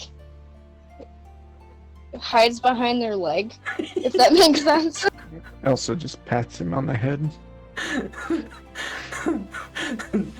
Don't worry. She's man. like, there, I got settle you. down. Yeah, it's like the one party member that Elsa's taller than. She's just like, there. Like, I really did get kind of like a cute little image in my head too, knowing what Agaragus looks like, you know, of that happening, and Agaragus just kind of putting their arms up like, what the? And then looking from left to right, just like, what is that? But like they have no eyes and they got this like big old mouth, so they just kind of look like, huh? What is that? And then kind of Yeah. and then kind of sidling over to Android and Elsa just looking at Agaragus, seeing how startled Agaragus is, and just patting him on the head like, it's okay. It's okay. There. And there, little buddy. There. Trying to like comfort Agaragus. Just out of curiosity, does Agaragus take comfort in that? Like Elsa being just like, hey. Or does At Agaragus first, he's like, what are you doing? He's like never been petted before. But It's never had the head buttons. it's like, something's touching me, and he looks and he's like, okay, I guess this isn't bad. How about Zoltan? In a way, Zoltan, it's the same sort of feeling for you. Like it's it's not cavern. You're not in a cavern, but it's cavernous, this whole thing. However, for Zoltan, it's a little different as well, because Zoltan has been to several planes of existence, and we've talked about this, and he's seen some crazy things and heard some crazy things. But however you want to take it, what you could call it, startling, disturbing, whatever, take it for what it is. You know, that's completely up to your discretion. But he's never heard anything like this. He's never heard like a war cry that somehow can vibrate itself off of the very fabric of existence and, you know, shake the very ground you're standing on, you know? And because Zoltan has been many places before, I'll go as far as even saying that sounded like more like a chant, almost like a beckoning than anything else. You know? Not quite. It's not so much a like it didn't cause like thunder and lightning sounding. You know what I mean? More like drums in the deep with reverb and a Right, splash. like Dovahkiin. You know? No. Is it rolling in the deep? Yeah. It's more like a like I said, it's not so much a shout as much as a war cry. You know? Is it like the Doom? Like a thune? Yeah, no. I don't have a guitar just shredding right now and some shit going on. No? Yeah, like after you guys settle down for a minute, all of a sudden you hear it again, only it goes, "Aww." No, nothing like that. No, so this is not when the Doom music kicks in moment, no? No, the Oh. Doom music? I thought you said Doom. Doom. Oh, Doom? No. You mean like the beginning of Doom when you're like looking and it, sure, if you want to do that, we'll go that route with it. Yeah, if that's the way it gets you hype, you go ahead. That's a pretty good entrance. That's a solid, you know, like in my opinion, it's still not as good as the Ocarina of Time, but that's just because Ocarina of Time gives me the goose pimples. But that right there, I mean, like, I feel like I'm ready to kill something with that entrance, you know? You know what I'm saying? So you could go that route. Yeah, no problem. But yeah, so Yeah, I'll leave it. that's solid, man. For the listeners at home, I'll link it to you so you can use it. Cool. Yeah. I might just do a little spicy in this.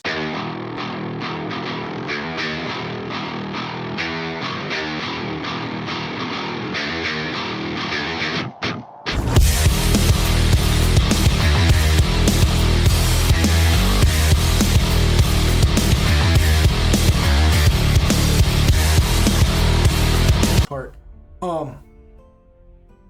But yeah, Zoltan, are you there, Zoltan? How does this make you feel, knowing, like, having experienced this? I'd say I'm startled at the moment. It just all happened out of nowhere. Oh, he And did. he's... Am I muted? No, I hear you. I'm listening to you. Oh. No, you're good. You're good. No, I would just say he's startled. It just happened out of nowhere, and he's just curious on how he can feel how he felt it through the air. Yeah. So that's what you all experience. You know, you Quill again, we're now back to you and the wise woman, and eventually she sets the cup down and the dish down, the cup down on the dish, and she looks up at you and she says, I have no more questions for you. You've been summoned. It is not my place to say anything else. You must go and meet the Dragoon. You must go and meet our shaman. And she will tell you more. And we have to get you there soon for the mighty the honorable Jinzu takes place in just a day's time.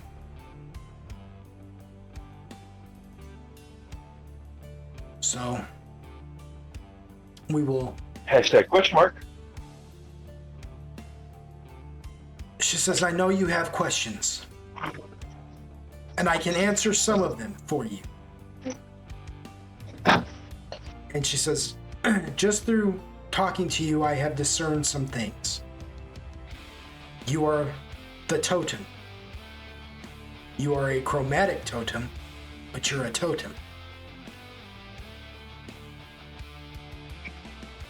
correct? Yeah. The dragon who gave you the totem, you don't have to tell me. In fact, it's not even my place to know, and you should not tell me. But the one thing I'm curious about that you can tell me, Mhm. the dragon who did this, was he purple? And the second she says that, it comes flooding back to you. Yes, he was purple, and like purple with like almost like almost like a void to him. You know what I mean? Not so much a shadow, right? But like the kind of void, or the like an astral presence, like kind of like when you're looking up at the sky or something. You know what I mean? Or something. There was just something different about him that you can't really quite place your finger on. You know. So when she says that he was purple, you know, it comes back to you that he was purple. What? She says, I see. Okay then. I am not a dragonborn. None of us are. There is such a thing as dragonborn, and I imagine you have met them. Again, don't tell me. That is not my place. You will tell this to our shaman. She says, but I am not a dragonborn. I am what is known as dragonkin. Then there is a difference. But in these lands, we have the dragoon. Sometimes a dragonkin is born with wings. It's almost like it's a gift. And there's your difference. Every dragonkin has an opportunity to have wings and become a dragoon. If not, then we're just kin. Our dragoon are most honorable in our land. And you must, and I repeat this to you, you must prove to them that you can learn our ways. I wish I could say more, but it is not my place. If I tell you anything else, I could directly influence you for good or bad. This is a path you have to learn on your own. She says, what is your name? Yukwil? She says, I am honored to meet you, Yukwil, totem of the dragon. She says, I am Nai. I am the wise woman of our village. And I am honored to have met you. Remember, we are dragonkin, or dragoon. And you must learn our ways. And I can say no more. Just trust me.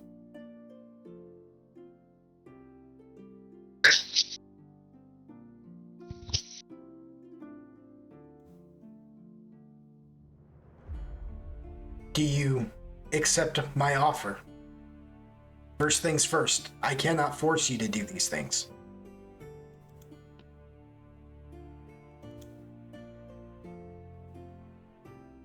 So I do not know the way. Says we will arrange passage for you. You will be going to Sa Mai Miao, where our shaman is the highest shaman, the dragoon, where she resides, Mazuru, and she will tell you everything else. Until then, learn as much about us as you possibly can, and then make your decision based upon that, on whether or not our ways can be your ways.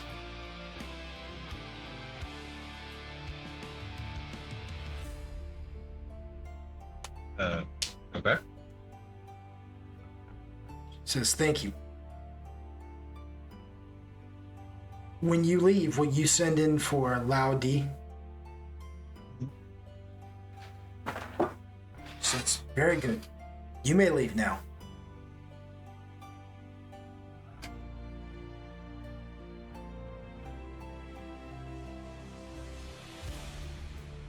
Yeah, Yukul just scratches his head and says, okay. And pops up and heads out. So you step out and motion for Lao D. And he's like, now he was visibly startled too, like you all saw it, but like he wasn't startled the same way you all were. He looks like he just looked at the face of God. You know? And it's almost like a wonderment on his face. And he looks at you, Quill, and he bows very low in your direction as you motion for him to enter. And then he slowly bows upward and enters in there. And he doesn't even bother shutting the door this time. You just hear Nai tell him, you know, get a rickshaw and see to it that they are sent to San Mai Miao. And So this good place going to be filled with cat people. Honestly, spoiler alert, no. F no. Not just no, but F no. Loud says, of course. She says, very good. And he's just like, you honor me. And then he turns around and leaves and shuts the door, and he says, and now he kind of relaxes a little bit, and he says, okay, follow me. We have to get you to the city before tomorrow. And so your journey will be fast, and it will be there won't be a lot of comfort behind it, but I will do my best to make sure it's as comfortable as possible. Okay? Okay. Again, Yeah, Yukul just kind of shrugs. He's just like, sure. Well, He's on that. What in the fuck Kanye level? But yeah, like Lao D can visibly see like you've got all kinds of questions now. And Lao D just kind of walks up to you and very, not like he's trying to be secretive, but it's just, it's more like the lowness of his voice is more or less meant to make it more personal, you know? Not so much like he's trying to keep a secret, but like it's just to make it feel personal, you know? And he says, never let what you're thinking express itself upon your expression. Keep your visage at peace at all times. And no one may use your own thoughts against you.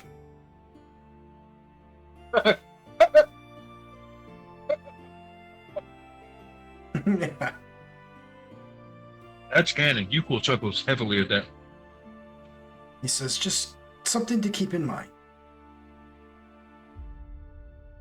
He's like, no offense. That was just... That will take some getting used to. He says, I understand. I'm sure where you're from, it's normal to be so blatant with one's inner thoughts. And that is fine. Your land is not my land, and my land is not your land. But while your land will never be my land, it is in my esteemed hope that my land could possibly become sanctuary for you. If you are what I think you are. And then he kind of stops and he says, Lesson 2. Never let anyone know what you're thinking. with a tongue. Oh, that's even worse. We're going downhill quick, son. This is for out of the heart, the abundance of the heart, the tongue spews. But the heart is only capable of energy, feeling. It is the mind that gives it focus. So if you never let anyone know what you're thinking, you can control everyone else's perception of your words. No matter how much emotion or energy you feed your tongue. And he's just kind of like, and like he's kind of got a look on his face like hoping that maybe he's, expressing what he's trying to tell you correctly enough, because he is fully aware that you're not used to his culture. So like this may, and it's not like he's so much like hoping like, oh, I hope this country bumpkin gets it. You don't get that from him at all. But he is looking at you with an awareness of like, you're ignorant. You know what I mean? Like, the idea that you're ignorant, ignorant isn't stupid. It's just unknowledgeable. And what he's telling you isn't a knowledge that you have, But there is a slight correlation from your father's way of upbringing that sort of mirrors this in a sort of way. You know what I mean? He was a highly focused and trained man as well, very martial and militant, But while this seems more conservative, dare I say, in its delivery, his wasn't necessarily, because his was all about the secret of power, right? Yeah. Wow, theirs doesn't seem like that's the direction he's headed at all. This just seems more like food for thought. Yeah. But there's a slight, so it's not, so as ignorant as you may be, there is at least some sort of compass. There is a star there that you can, you know what I mean? You have at least some kind of focus here.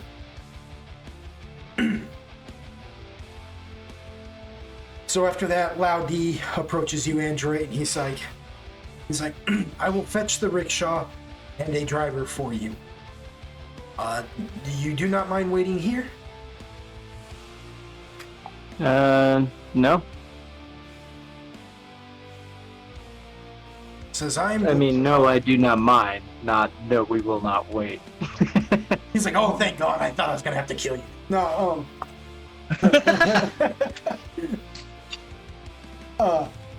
he does like smile, and he seems a lot more relaxed than what he was originally, almost like the code that he was following, can be released a little bit now, you know what I mean? Because whatever was supposed to happen, something happened, you know what I mean?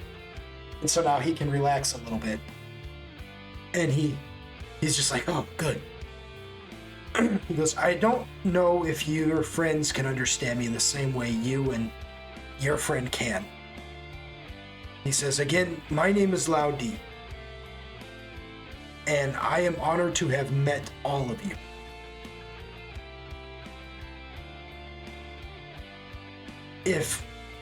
Then he thinks about it for a minute and he says, if what has transpired is yet to transpire, once what has come to pass passes, I was there for the beginning. And that allows me pride.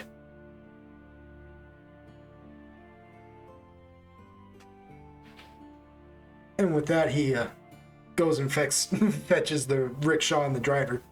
The rickshaw looks exactly like you guys imagine it looks. It's basically just a barrel, like a wheelbarrow You know what I mean? That somebody pulls, you know? But it is big enough to fit all of you on it. And they even put pillows and stuff on there so you're not just sitting on hard wood, you know? Like, it just looks like a flat piece of wood with 2 wheels hooked to it and somewhat of a border at the top there, like a railing for your arms and your back to lean against so you don't just whoop right off the sides. You know what I mean? And they put pillows there so you guys could sit on them and somewhat feel a little bit of comfort on the journey. Your driver is a dragonkin woman who she's one of those like jade green, like emerald green dragonkin with the darker grayish coal black scales, and she's got a set of wings that she lets kind of hang on her back like it's a cape, but when she wants to, she can unfold them out to full span. And you're looking at a good, like, I don't know, 15, 20 foot wingspan on either side, you know? Like, these aren't small wings. These are good, solid, large wings, you know? And you, Quill, when you see that on her, you recognize her to be one of the dragoon that Nani was talking about, right? And you find it curious because Nani said that the dragoon were honored, you know? They're the honored race, if you will. Like, think of it as like there's 2 races here, like a race and a subclass kind of, you know what I mean? You got your dragonkin and you got your dragoon. But if the dragoon are so honored, how come she's the one having to pull you? You know? Shouldn't it be one of these dragonkin? One of the, you know what I mean? Yeah. Why is a dragoon pulling your guys' carcasses across this land, you know? You're free to ask if you so choose, but that is, you know, something that is evident right there that would at least register, but how you want to take that, that's up to you. You know what I mean? You just looks at homeboy and he's like, wait a second, sir. One of these does not add up. One of these things not like the other. Mm-hmm. Laudi looks at you, Quill, and he says, how so? That. So she's a dragonborn, right? She's a Isn't that what they call dragoon. them? She's a Dragoon. dragoon. Yeah, dragon. Dragoon. And it's like they're supposed to be like the she's near.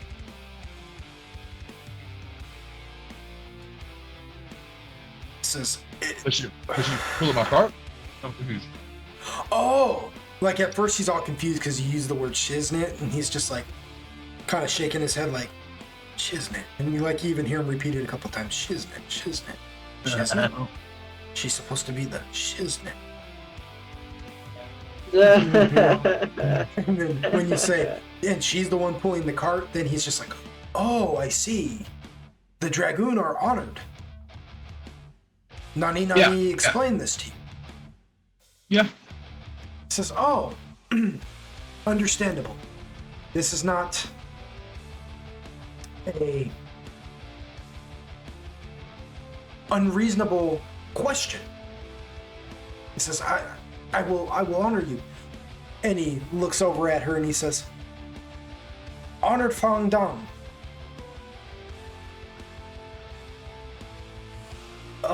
And he looks at you, Quill, and he says, forgive me, I never learned your name, honored one. Quill. Quill. And he looks at you, Android, and he says, and you? I am Android Prism. So and then he starts pointing at like everybody else, like, you know, at Agaragis and them. Android introduces everybody one by one. He says, they likely don't understand your language. I myself only do through magic. He says, ah, yes, I remember. You're Shujinja. He says, yes. So they tell me. Says, yes, very good. He says, well, regardless, Our honored Yuquil here needs to understand why an honored dragoon would be pulling the cart of him and his esteemed group. And she just like looks at you for a minute, Yuquil, and regards you for a minute. And she stands there for probably about 3 minutes or so, like, give or take a minute. And she's just like looking you up and down, and it's not really so much rude, it's more like she's just reading you. Yeah. You can tell it's more or less she's just comprehending you, so she doesn't approach the situation half-cocked, And then she comes walking towards you, and she bows and says, I am the honored dragoon. It would be one of the highest honor to escort you to our shaman.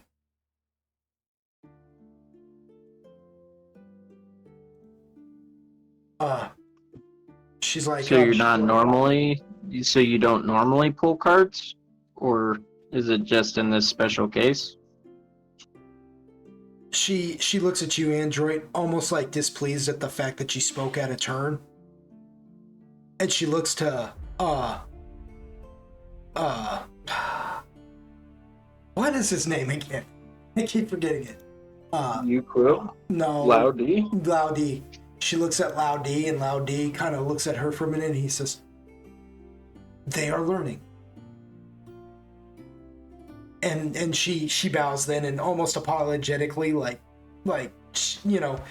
fact that she even had the look of displeasure on her face betrays herself, And she says, and she looks at you, Andrew, and she says,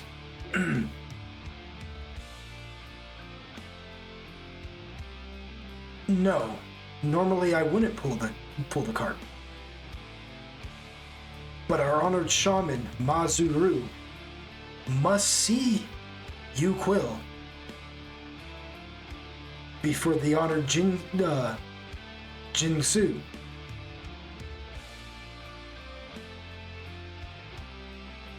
We must have resolution. And I am the only dragoon in this village. So I am the only one strong enough and capable of getting you there before the next moon.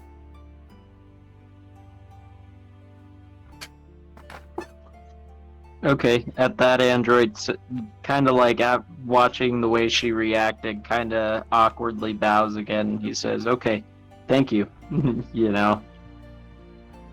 She gives you only like a slight nod.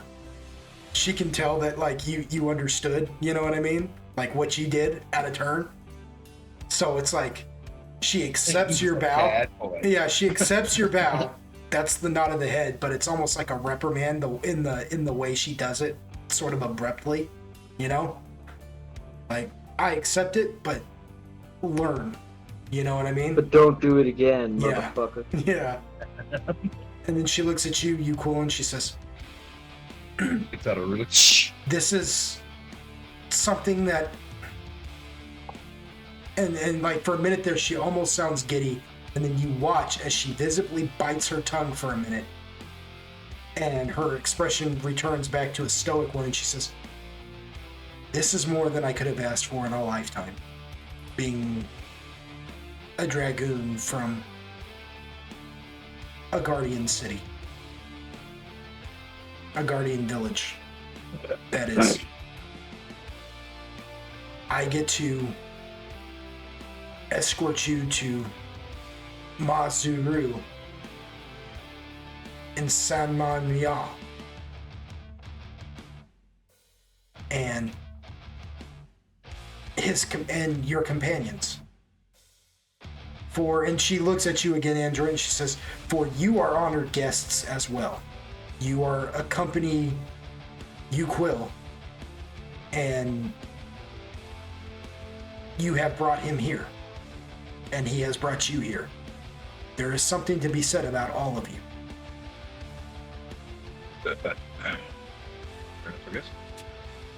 And she says, so please, honor me and let me take you there. Do not look at my station, and she spreads her wings, as unworthy. And then she like bows her head, like she puts her hands together, like her fist in her palm, and then lets her fingers lay down slowly on her fist. And then she bows very low and keeps her eyes to the ground with her wings expanded. And when she does that, Lao D like kind of slides up to you, and he kind of whispers in your ear because he knows for a fact. He goes, place your palm on top of her head. Okay. Describe to me how Uquill does that. I gotta know. He just looks at his hand like he's like, what is this? I've done this before, but not like this. Not like this. He's just kind of like, whoop. You know, like he's awkward. He's like, always been like. You see also shake her head like, what the?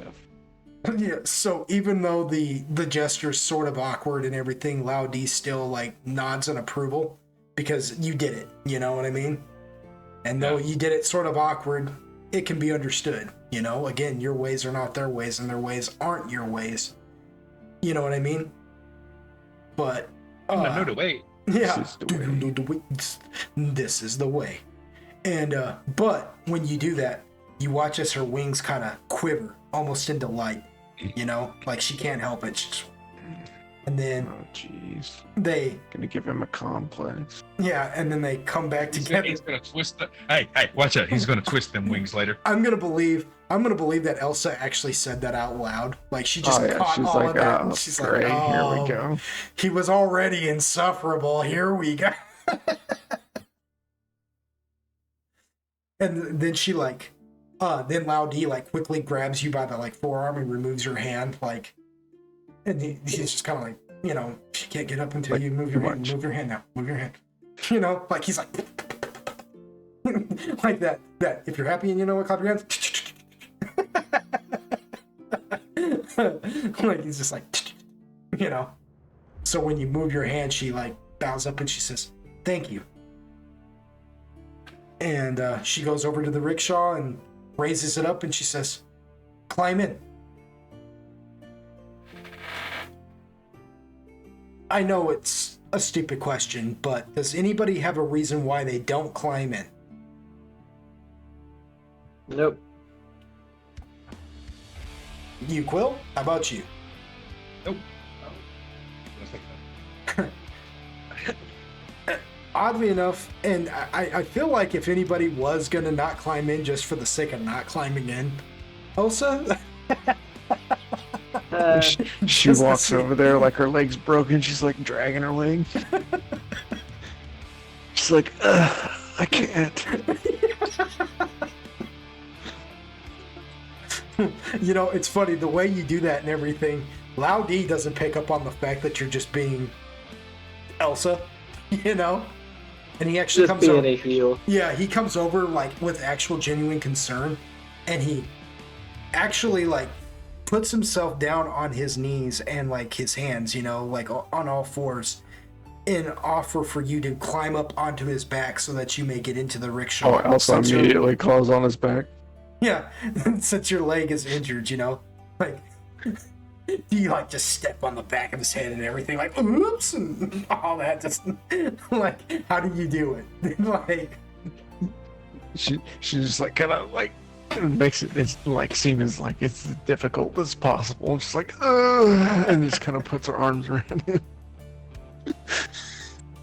he like, when he sees that, like sees your struggle and everything, he just doesn't even think about it. Like he just treats you like you're a little girl and just like actually like kind of cradles you gently and like helps you into the rickshaw. And he's like, and he just bows. when when this happens, Android's like, Elsa, quit picking on Loudy. Kind of like turns and bows to Loudy.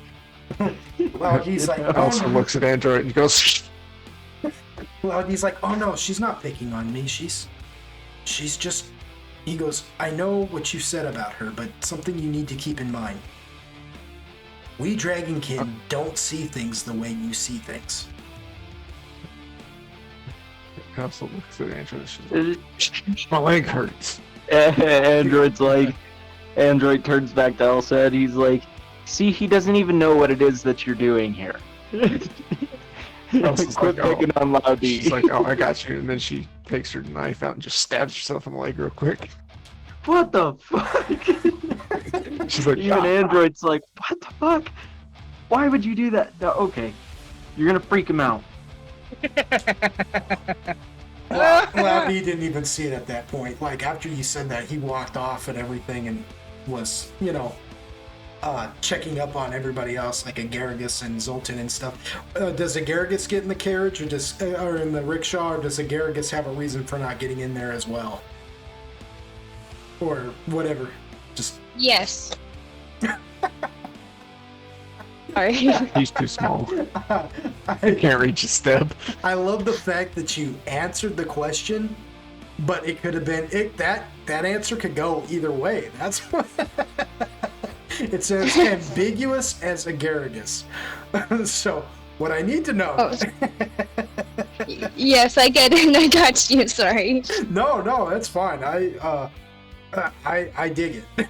Actually, I kind of dig the idea of Agaragus actually speaking ambiguously to people. Like, wait a minute, are they agreeing or not agreeing? Like, I don't get this.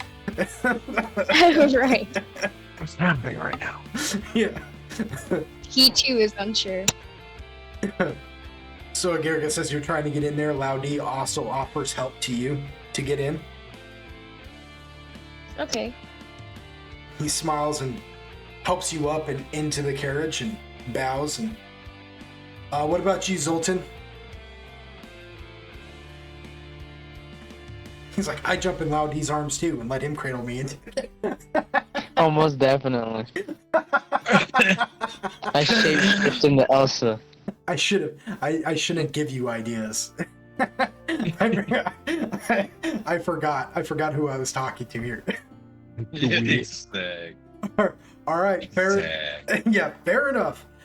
So, like, you see that, and Loudie turns around, and you just come jump up into his arms, and he's like cradling you like a baby now. And he's just kind of like extremely confused now, and he's just like, like, what the fuck is going on here? oh, okay. And then he like kind of shrugs and like walks over. And oddly enough, even though, like, despite his size, because, like, Zoltan even looks a little bit more muscular than Loudie does.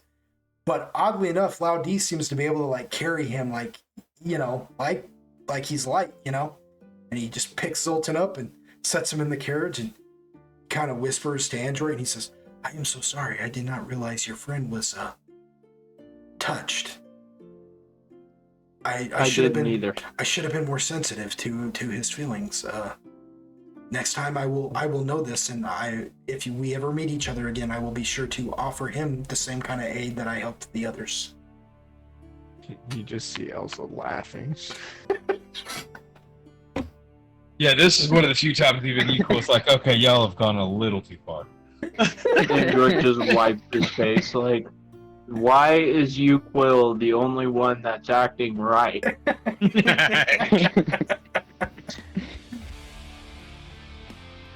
First time for everything. With that, he bows to all of you and he says, may the sun rise and set on our faces once more. Elsa does a little bow. When she bows, he smiles. Like, you see him, like, beam. Like, he can't even hide that. He just beams. Oh, Uquill does what? Uquill gives him a bow and he's like, I have a feeling we'll cross paths here. When Uquill bows to him, he doesn't beam as much, but he, like, gets a almost like a fatherly smile on his face, like, pleased, And he bows to you too, Uquill. Zoltan wishes to do the farewell bow, like he just got done doing a performance. when Zoltan bows, he bows to Zoltan too, and he goes and kind of like pats his heart, you know, like, and he's like, I know you can't understand me, but you take care of yourself. Like, it is a very think of The Office when the lady who started working there, who ended up with Michael, you know how she thought that Kevin was mental.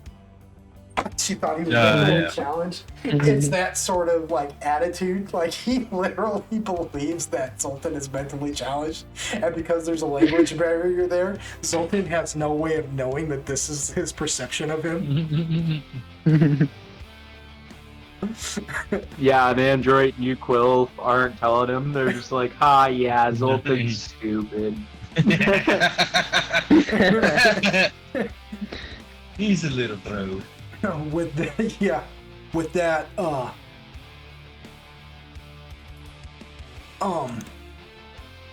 Fong Dong like flaps her wings one time and like picks the whole freaking rickshaw up and begins to soar it through the sky.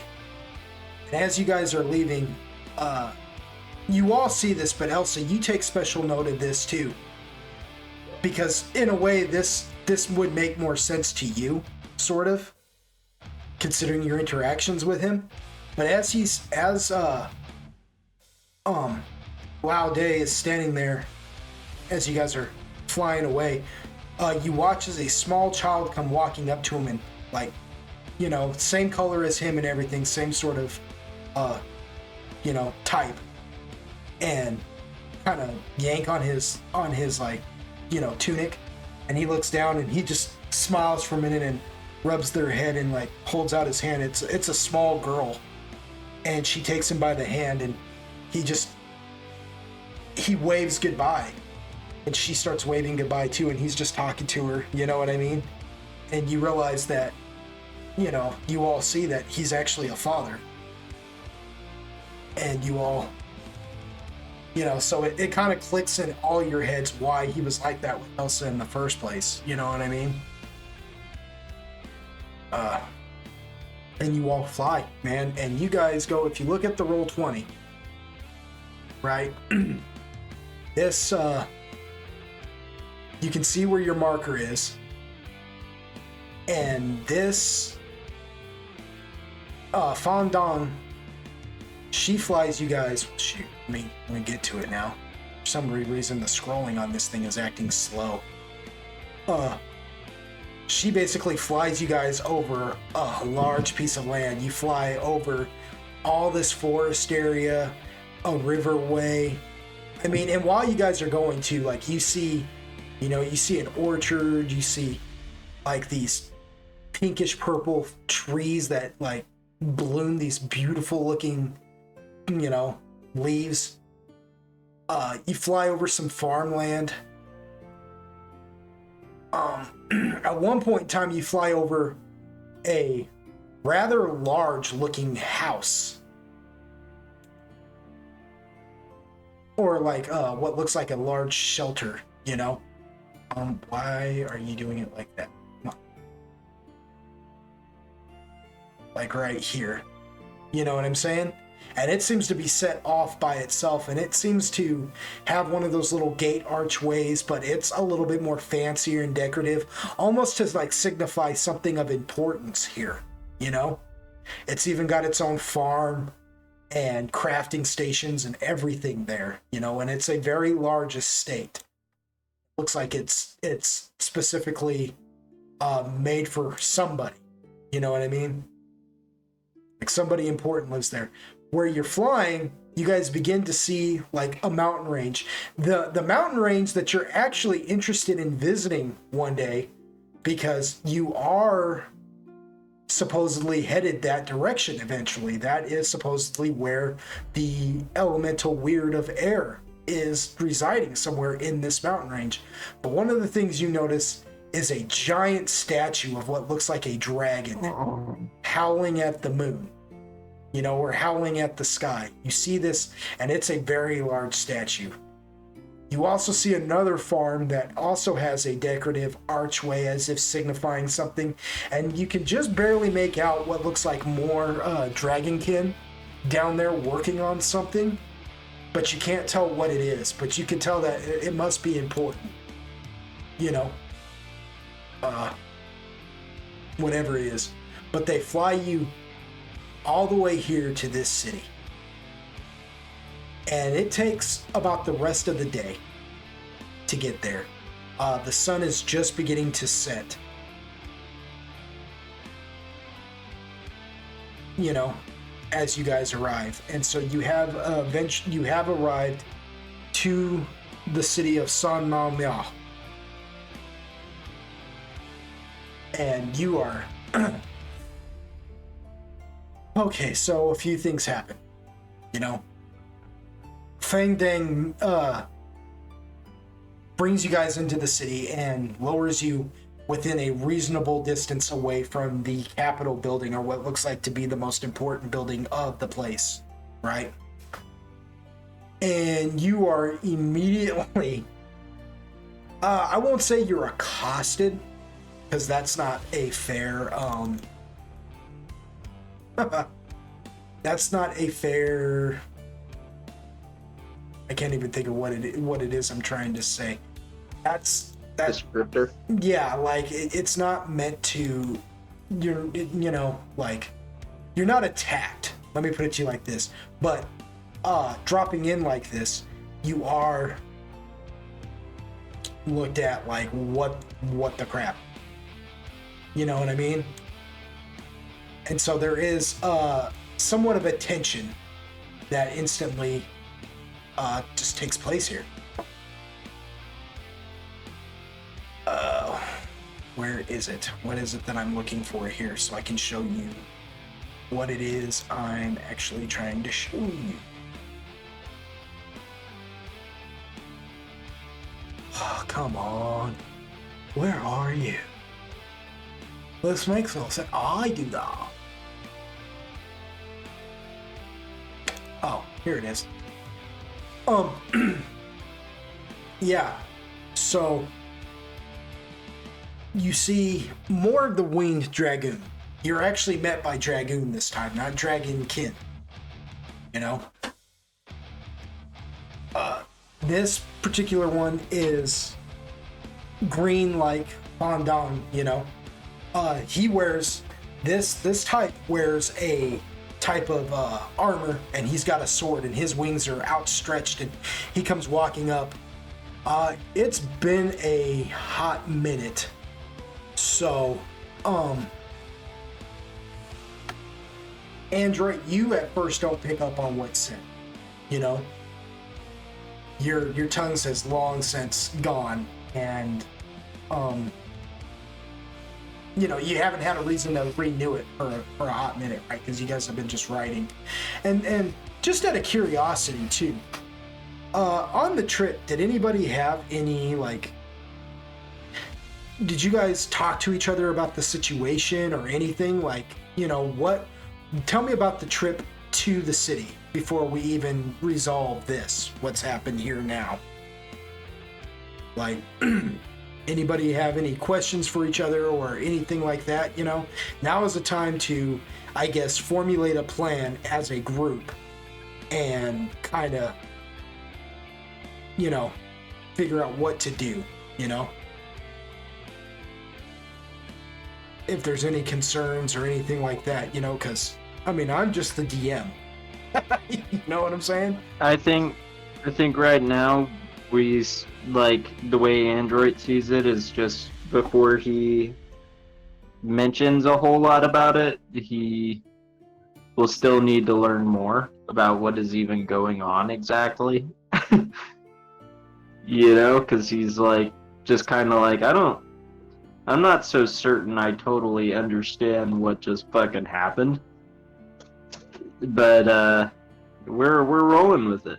These people like you, Quill, so that means they like all of us. And that's no point in arguing. Right. It ain't broke, don't fix it. What about Pretty much. What about Yukhnevich? Like, what is Yukhnevich doing? Does he bother to even tell anybody about what actually happened just now, like the experience he had with Nai, or does he internalize it? Like, what does Yukhnevich? How does Yukhnevich go about all this? He internalizes it, but not because he's trying to like keep secrets. He's like, what the fuck was even that at all? And why is this? Why are these people always so honored? Why? Why must they learn their ways? Why won't people tell me why I must learn their ways or what the ways are? And then why would it influence that type of shit? His ADHD's in full effect. Right. Again, he's like, what the? Yeah, like what is even the purpose of the why and the how and the, and the what the? Yeah, no, I got you. Yeah. So yeah, it's like if they were to ask him something, like, yeah, he probably answered it. Right now, he's just like, she went all fucking Obi-Wan Kenobi on me, and then turned around and just fucking clammed up, and it's like, what in the fuck? Does anyone Cryptic much? Yeah, does anyone actually ask him, like, what happened? By any chance? See, I'm not trying to force like a certain emotion or anything at anybody. It's just that as the DM, I can't play your character, so I need to know what everybody's thinking, so as best to know how to move forward. So that's why I take these moments to just like analyze the players and let them analyze themselves, Yeah, no, you're good. Android just expects that Yukhnevich will fill him in on the details when the time is right, even if that's kind of like in the minute of a conversation, and Android has to be like, hey, Quill, actually, what did happen with that? Because I'm talking to this person, and they're asking some questions. And I don't know what the crap. Yeah.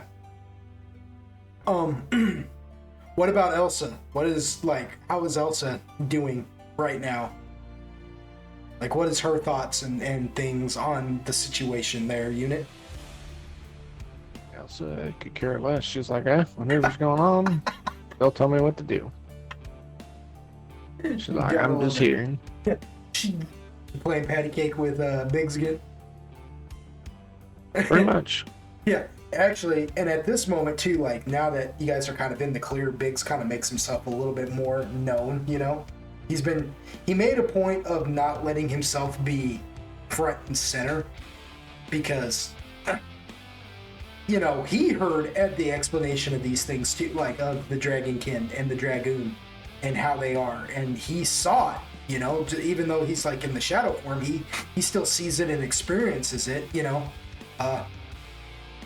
and something that you've learned too, also, Elsa, I'll point out, something that Ek experienced when he was attached to Biggs. You and Biggs kind of share like a bond now, if you become nervous, Biggs can sense it, and vice versa. Like, you guys can sense each other's emotions. It's almost like when you know somebody so well that you can just give them a look and they look at you and you both have that conversation, but neither one of you say a word, and then like you both start laughing. You know what I mean? Or something to that effect, you guys share that. So you're fully aware that Biggs was kind of nervous about that, and so he kept himself, he laid low, stuck to the ground, as it were, so as not to startle these people, because he's unsure of how they would take something like him. A shadow thing with like shadowy tendrils coming off of it now and everything. But he does kind of talk to you about it to kind of work through his feelings, because even though you guys share a bond, at the end of the day, his feelings are his own and so are yours, And so he's just kind of like, I don't, is it me or,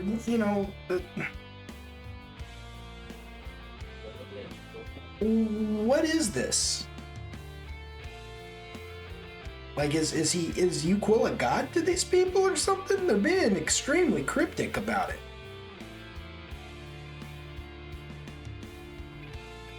I don't get it, Paisana. She's like, well, that makes two of us. She goes, but Android's the boy. He'll figure it out. Says, yeah, but here's the thing, we're going to some festival, and now, they're like honoring him. Like, you don't think they're gonna like try and eat him to gain his power, do you? He Yes, kind of, well, despite himself, he I mean, laughs, even that though would it's be not pretty really funny, a but- laughable thing. She goes, that'd be pretty funny, but I don't think Android would let that happen. It's all right. Well, don't take this the wrong way, but I'm gonna lie low. Only if we need to. Only if I need to. Are we going to, pounce? Yee. That's how it always been, Paisano. Says, all right. Good deal. Android says the word, we pounce. He kind of like twitches a little bit, like involuntarily, and he like looks at it just as confused. He's like, what in the nine hells was that? He goes, I don't know. I'm feeling kind of weird. I'm going to go lay back down, all right? She pokes him like, are you okay there? He's got all these like shadowy tendrils off of him and everything. He goes, I don't know what's going on, if I'm being honest with you, but something's happening. And I'm not entirely sure. And I'm telling you also, like, when we get back, we need to really focus on that church that Eck and I were looking into before Eck done lost his damn mind. Because She's like, honey, that didn't cause him boy to lose his mind. well, he goes, yeah, but like, he goes, when we get back, I'll try and put into words as best as I can what I saw. I saw something, and it's had me losing sleep ever since, and I just don't feel like it's something we can just sit on very much longer. We can stand instead. He goes, I see what you did there. Aha! Aha! And he just like lays back down flat, just boom, and becomes a shadow again. She just pats the shadow like they're there. Agaragus, what is Agaragus doing and thinking right now? Like, how is Agaragus managing any of this?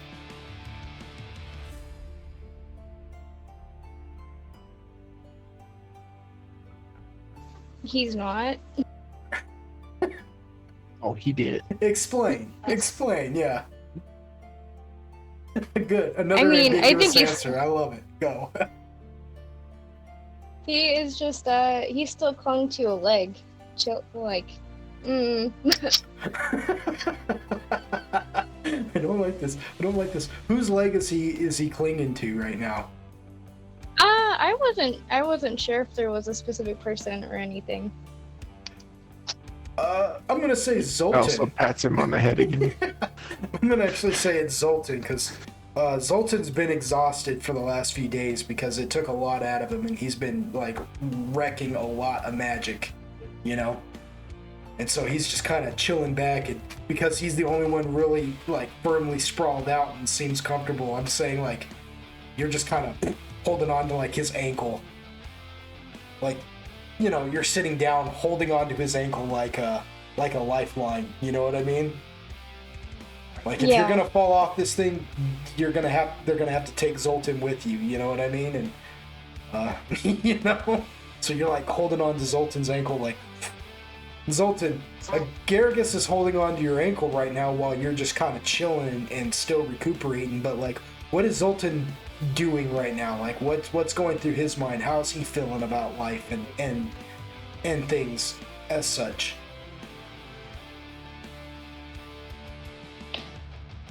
He doesn't know how to feel about this. Yeah. Yeah. Explain. Explain that. Go into a little bit more detail about that. He doesn't really know, like, what is it that he doesn't know about? He didn't understand the whole entire language. He still doesn't understand why Yuko was getting treated like a prince out of nowhere. At first we were supposed to go to a festival, and then now we're supposed to be somewhere else, and now we're going somewhere else. We've gone to like 4 different locations, and Zoltan's lost track of everything. Just out of curiosity, does Zoltan like ask? Because he knows, like you could tell, like it's not a secret that both Uquill and Android were able to speak with these people. Does he inquire about their situation at all? Like, okay, so now that we've got a moment, anybody want to fill me in? Type of thing, or Oh yeah, he asked you, Quill, like, what was that whole thing about? all right. And then Uquill responds, how again? How was Uquill going to respond to that? Because you told me earlier, but I. The thing with thing. Yeah. Bro, they on one, man. They about some shit. And I'm just like, bruh. That's crazy, kid. Exactly. That's that wild shit, fam. They be Oh, tripping. They was just like, hey, bro. And I was like, and they're like, bro, you gotta come check this out. And I was like, huh, I'll be damned. You know what I'm saying? And then like, nah, we can't say, but yeah. And I'm like, what the fuck you mean you can't say? How are you gonna tell me, but not tell me, but tell me? Like, make it make sense, Smokey. And then it Bro, was the like, ops might be out there. Because Zoltan has had the biggest brain aneurysm anyone has witnessed.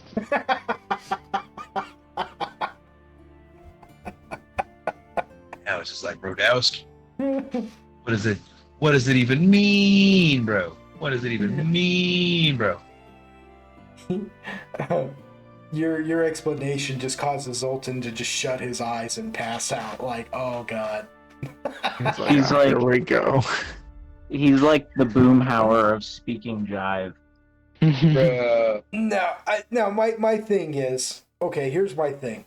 I'm not even gonna make you roll for this, Zoltan. Does it bother you because you don't understand what Uquill is talking about, or that you do understand what Uquill is talking about? I'm gonna let you decide on that one, but I need to know. Zoltan is highly confused, and then once he gets out, when he knows that Uquill's not gonna stop saying the same thing, just in different ways, he just starts to ignore it.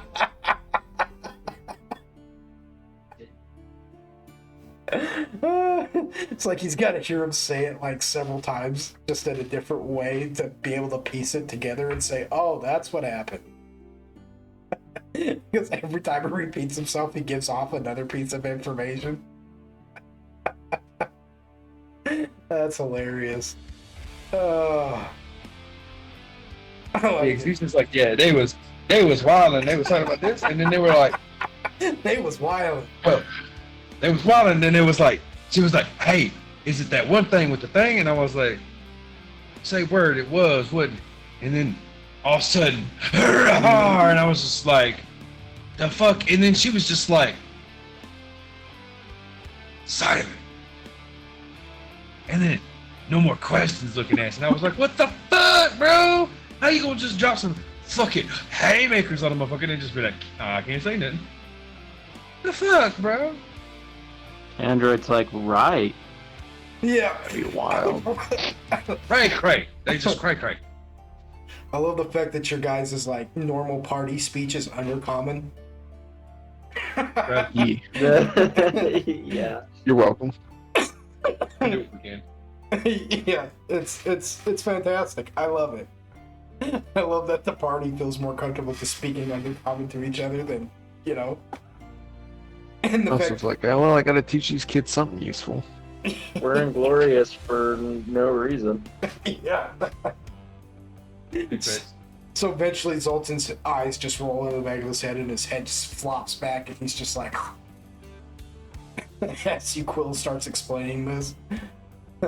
Meanwhile, Elsa and Android pick up on it perfectly, like they understand all of it. Agarius, it's optional for you. You can choose whether or not you want to understand what Uquill is talking about or not as well.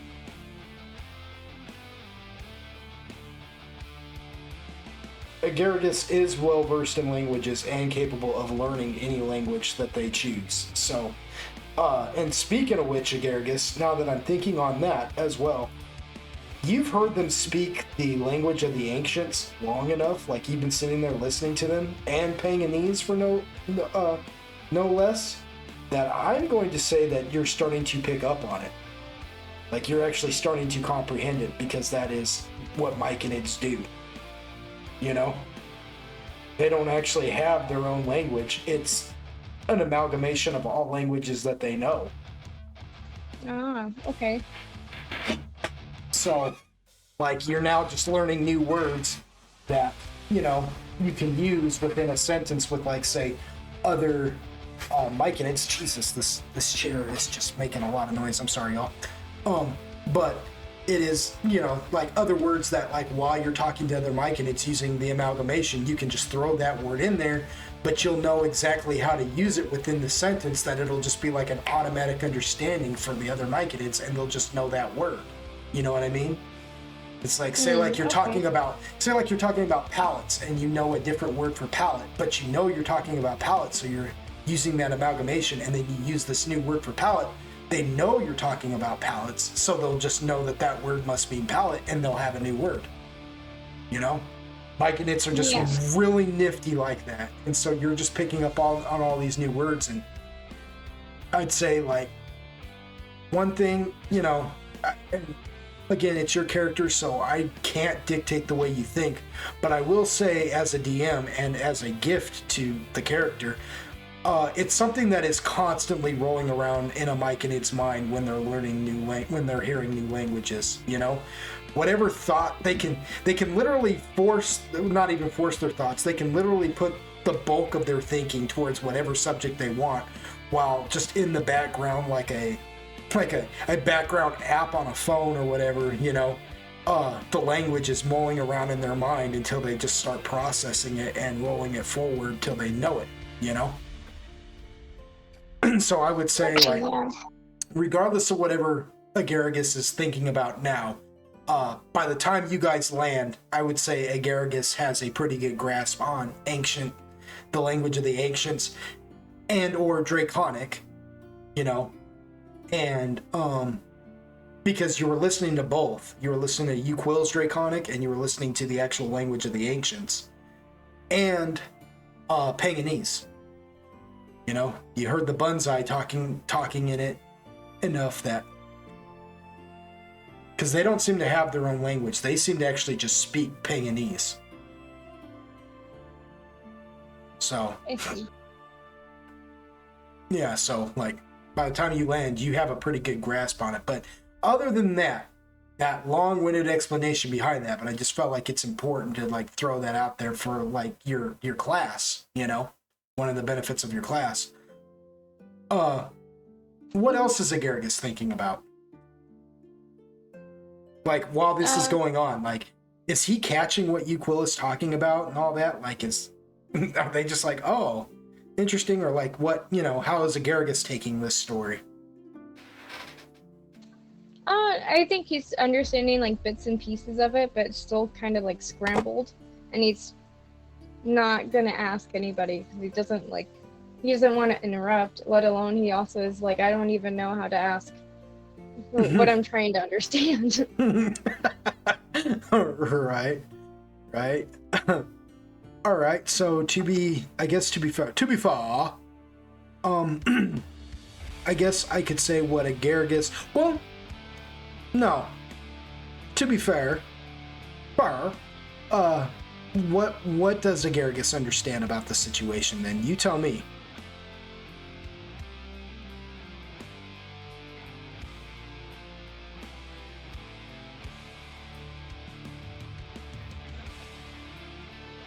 I was gonna say, your silence is deafening.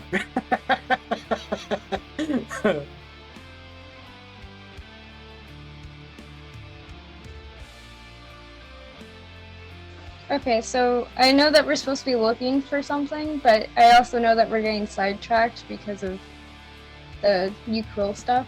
Mm-hmm. Yeah. Okay.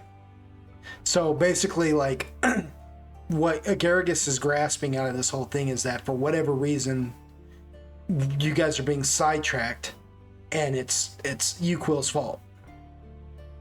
For whatever reason, you don't really know why it's his fault. You just know that these things have it.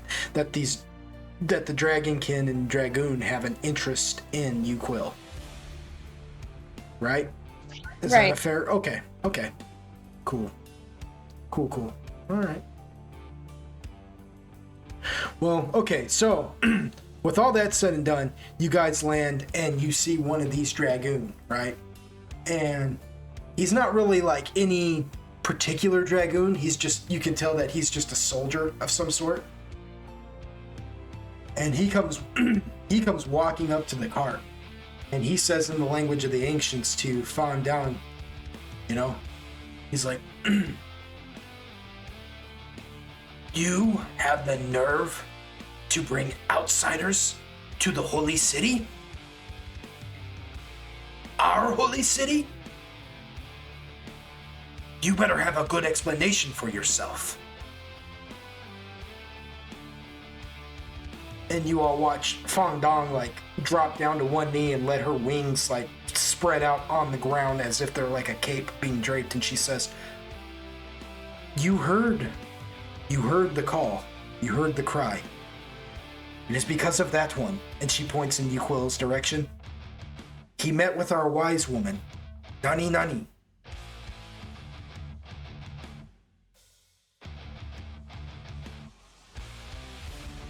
She doesn't do anything else. She stays in that same position. And this Dragoon soldier, he looks over in the cart and he regards all of you.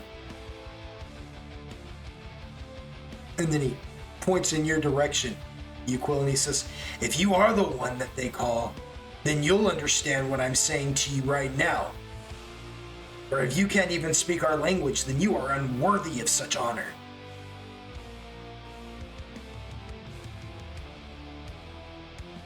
Well, somebody feeling high about it.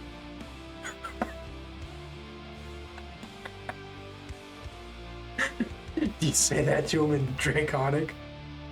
Yeah. I know Yuko's supposed to be learning his way, but he's not going to change in just like in a cart ride. Oh no! I just wanted to make sure that you said that in Draconic, or if you were being a heel and saying it in like in a different language to have with him. Okay. Yeah, no, I'm not getting it onto you about the way, you're Uquil. You act the way you want to. Yeah, you're allowed to play as much as you like. I'm not acting the way I want to. I'm acting the way Uquil would. I was acting the way I'd want to. I'd play it as like a fucking old school RPG and just pick all the right answers. Right.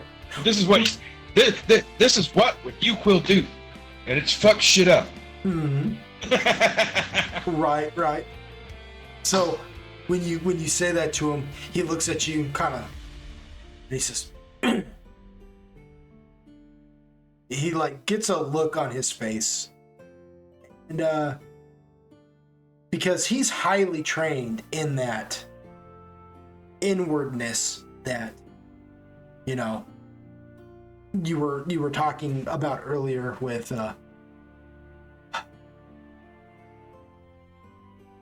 jeez, I can never remember this dude's name. Laudi. Yeah, Laudi.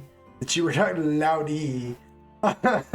That's why you remember his name, because you love saying it. Yeah, I said, how you can forget such a ridiculous name is beyond me, but okay. Because it's good. It's good. Well, it really is. It just made me laugh earlier because I was like, he's like exactly. I don't know. My brain was like Loudy Pants, right? Exactly. Is that same? Like, same. Yeah. Fucking same. I like it. It's a good name. I'm not talking I know trash. you're not. I know you're not. That's how I remembered it. Oh yeah. No, I know. I get it. Like the name. That's what I'm saying. Like, you guys remember the name easier than I do because you can relate it to something more memorable. And I'm just like, I just like the way it rolled off the tongue when I was thinking of the name. But yeah, like you can tell that this dude is trained in that inwardness that Laudi was talking to you about. You know what I mean? But he does get an expression on his face. If you want to understand it, though, you are going to have to roll a sense motive. Is that everyone? Yeah, you can. Everyone can. The only problem is,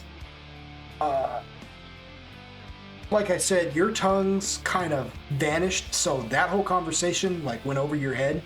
You're not entirely sure what was said, but you can pick up on the body language that something's transpiring there between the two, right? So I really want to give it to everybody else because there'd be no point in rolling a sense motive. Well, I'll tell you what. Yeah, I'm anybody good. else who want, well, to be fair, anybody who wants to roll a sense motive, you're rolling mainly for body language above like actual like comprehension of the conversation and how it pertains to said body language. You know what I mean? So you won't be able to fully grasp what, say, like you Quill could from rolling a sense motive, if that makes any sense. You're gonna only get half the story, even at a success. You know? Right. So it's up to you. I won't say no. You're allowed to play as much D&D as you like. The butt seats, no pickles, no pickles. Not without Coops. Not without Coops. But yeah, if you want to roll a sense motive, have at it. Or did you already? I did now, yeah.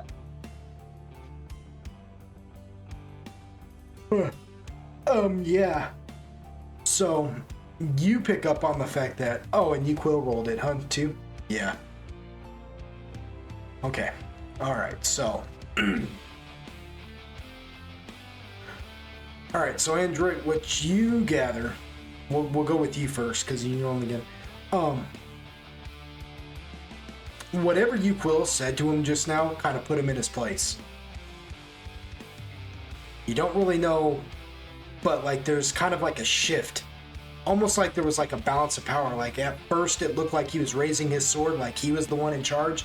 And then when you Quill responded to him in kind, in that inflection that you know is you Quill being a heel, you know? Yeah. It put him in his place. But he's doing a really darn good job at like sort of hiding it, but you don't really know if it's so much he was put in his place or if there's some kind of transaction going on. Like, it's a 50-50 thing, right? Android looks pleased. You Quill. The Dragoon does a really good job at like stifling his not letting his inner thoughts win, right? he does a good job at fighting that off. Though you're not able to fully read him, you do gather that, you know, he may not really appreciate your response, but you did respond to him in the language of the ancients, right? So, or in your case, you responded to him in Draconic, right? Because there is a difference, we will say. You did respond to him in Draconic, so, I mean, which is close. And so he's just kind of like, you know, but what he may be thinking or any of that, it's hard to say, you know? Now you understand why Lao D told you about this, because now it makes sense. Apparently this is how people work here. You know, you never really can tell what they're thinking. You have to strive to, in situations like this especially, you will have to strive to get the upper hand, and the only way you're going to get the upper hand is by being just a little bit more cold than the competition, you know? Or just being the most gangster motherfucker that's ever walked face the planet. But yeah, that works too. Truly. So he I just walk around with my dick out and be like, do something. walking around with this dick in his hand, Everywhere just cock we out. go. Like, Everywhere we do go, something about it. Fucking do something about it. I'm gonna ask that you please don't do that. I know I say that you can play as much D&D as you like, so if you choose to do that, you know, but I just don't do it. just don't. Okay. Android already told him not to lose his armor. It's okay. Yeah, fair enough. But he does, like, he drops his sword, you know, and looks at you for a minute, and, you know, you read him and whatnot. Android, you read him, and, Zoltan, you don't pick up nearly as much as, say, Android did. But to be fair, you know, you at least pick up as much as Yukhnevich did, in a sense, only without it being vocalized. You understand that there was a challenge presented to Yukhnevich, and Yukhnevich responded in kind. And so you know whatever happened, Yukhnevich passed. Just judging from this man's body language. You know, from this dragoon's body language. You pick up on that, okay? Did anybody else roll one? No. I gotta put on my glasses. I've been staring at this screen for too long. Sorry, that was loud. Alrighty, let me go into nerd dad mode. Hello everybody, would you like some milk and cookies? So Crumpets and tea. Crumpets and pipe and a biscuit. Bong and a pancake. Cigar and a crepe. You know what I'm... Okay, never mind. Cigarette and a waffle? So... Yukhnevich, at this moment too, like the dragoon lowers his sword and everything, you know, you answer in kind, and he just kind of looks at you for a minute and he says, your language is broken.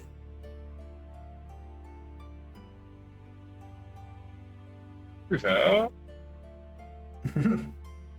says, if it was my way, you wouldn't make it into this city. But Mazuru has requested you, so I cannot stop you. Come, I will take you all.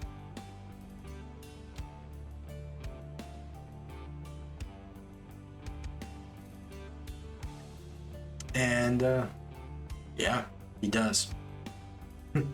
Takes you guys through the city. It is a big city. It's not like that small village, what they call a guard village, you know? This is a city. It's full of people in different kinds of, dragoon and, dragonkin. And you realize that, you know, these are the three typical colors. You got that blue, crystalline, almost white color. You've got the like crimson charcoal black colors.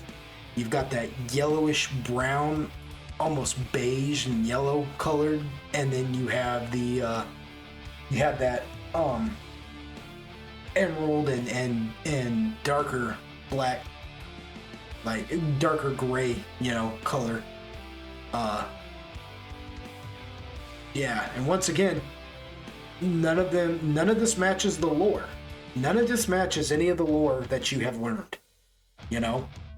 Up until now, you had no idea that this form of dragon kind existed. Right?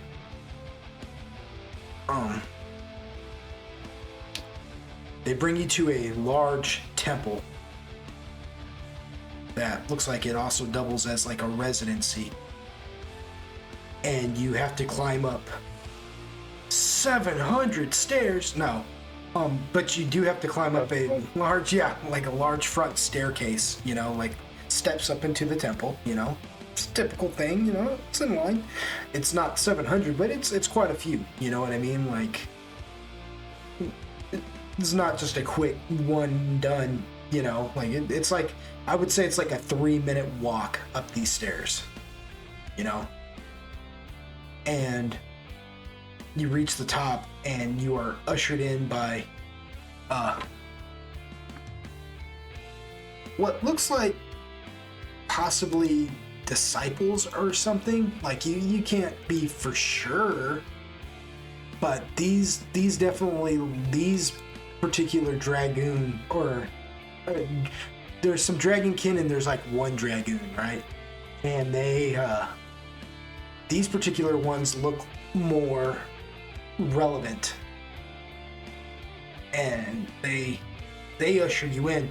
But what you take notice to is that at the very far end of this temple hall, and I want you to think of a temple with the pillars and the designs that are like red and gold, and they look like snake curls, you know, embroidered into these pillars, and you know, the tapestries, the red tapestries, and the large red carpet, and the smell of incense burning, and maybe fruit, you know, like not fruit burning, but like the smell of fruit that is ready to be consumed. You know, it's ripe, it's fresh, it's, you know,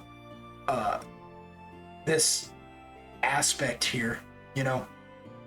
But what you notice in the main hall of this, at the very end, sitting there at the head of this temple, you see one of those bluish white crystalline dragons, and she sits there with wings that aren't, like, for a dragoon, they're not as huge as your typical dragoons. These look smaller, more reserved. They're still wings, so technically they're better than nothing, but they're not these massive things that you're seeing on some of the others. But she sits there pondering, as it's like she's meditating with this globe in her hand, and she's just spinning it around in her hand as she kind of hums to herself. She's just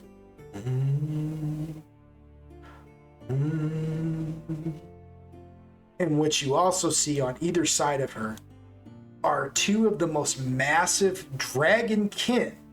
Not even dragoon. These two are dragon kin.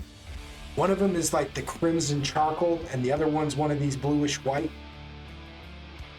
They are, like I said, they are massive. Like, these guys have to be like darn near almost 7.5 feet tall. Like, these guys are just huge, even for dragoon or dragon kin kind.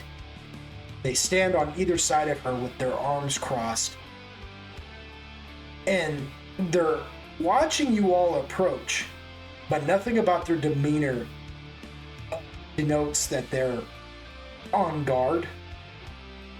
They're not looking at you maliciously or anything, like, you know, don't get out of line or anything. They actually seem pretty relaxed, as intimidating as they are.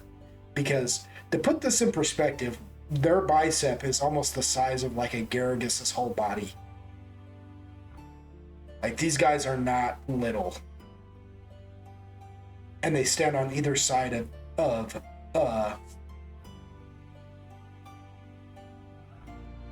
the shaman, Mazuru, you know, as she meditates. And like I said, they regard you all coolly, pretty relaxed, but they do stand there unmoving with their arms crossed, not taking their eyes off of you as you all approach. As you all approach, also leans over to Android and goes, "Do you even lift, bro?" Android just kind of looks down at her, you know, and says nothing. You know, he's like kind of worried about pissing them off, you know.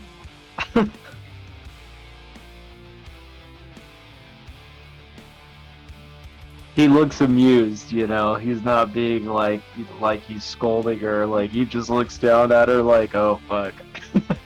You know. So, as you all approach and that is taking place,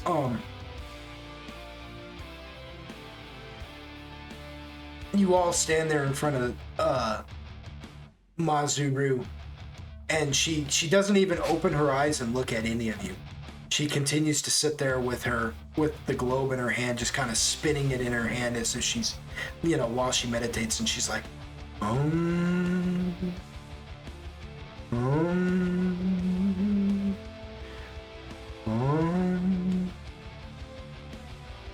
This goes on for like 3 minutes, with you guys just standing there while she meditates. Do any of you lose your patience and try to get her attention?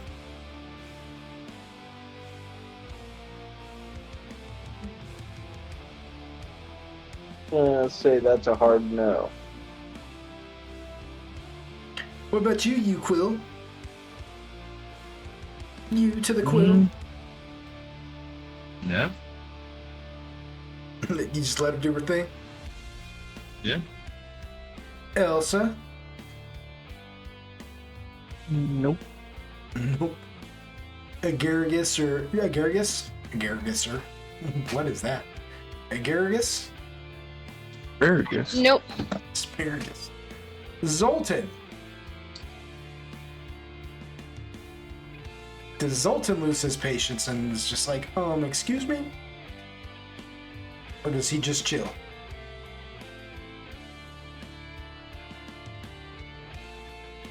Wilson's pretty chill. He's just waiting there. Alright, cool. So this goes on for another 2 hours. No, I'm just kidding. Zoltan slowly blows Elsa up gets the out some town. stick and just starts gnawing. She's like, well, we're gonna be here a while.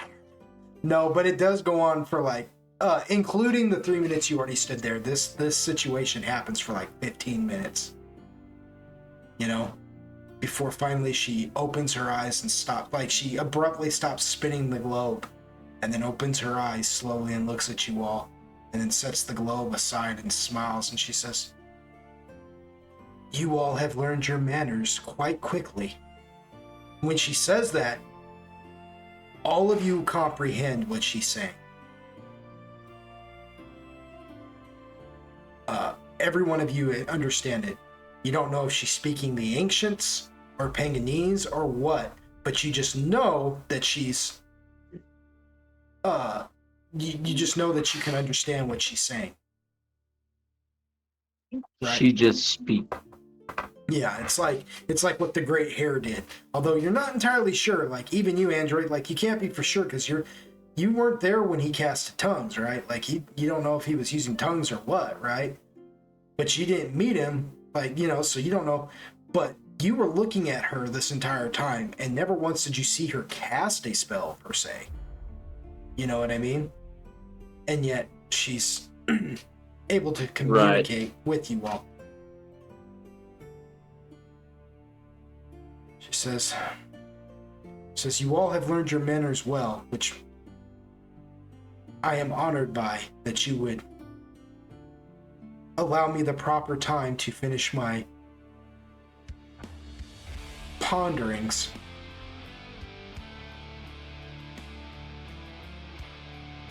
She says, which one? And she looks around for a minute, and then her eyes rest on you, Yuquan. She says, You're the totem, aren't you? Little old me. She says, yes, little old you. And her eyes kind of like glow slightly for a minute, but then they fade back to their natural color. Because we Dragoon do not see things the way that normal mortals see them. We live a long time, so we're able to read deeper. Beyond the skin, beyond the persona, past the meat, past the blood, beyond the bone into the very marrow of what you are.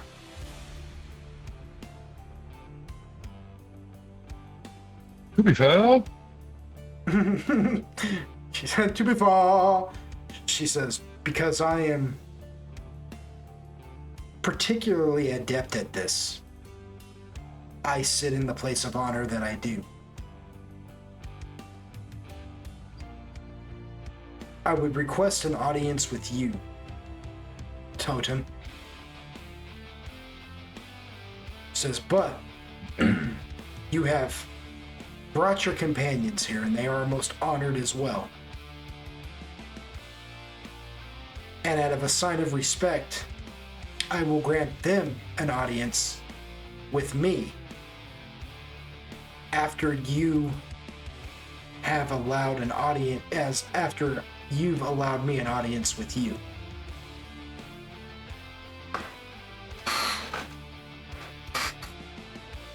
He says, I know that doesn't sound like much,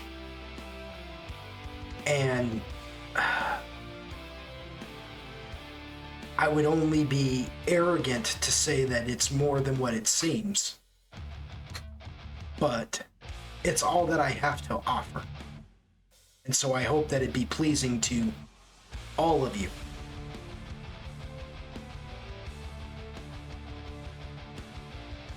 If you would only grant me a moment of your time.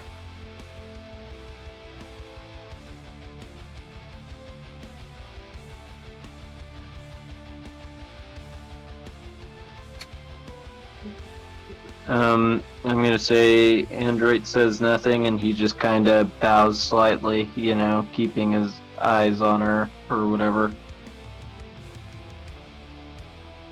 She returns the bow to you, Android, respectfully. Impressed at the fact that you knew to, like, bow, you know what I mean? Like, because it's not really your place, you know what I mean? So, like, you're already picking up on this, you know what I mean? But a bow speaks volumes, you know? It's more than words. But she returns her gaze to Yuquil, for it is Yuquil's decision ultimately on whether or not he will grant her an audience.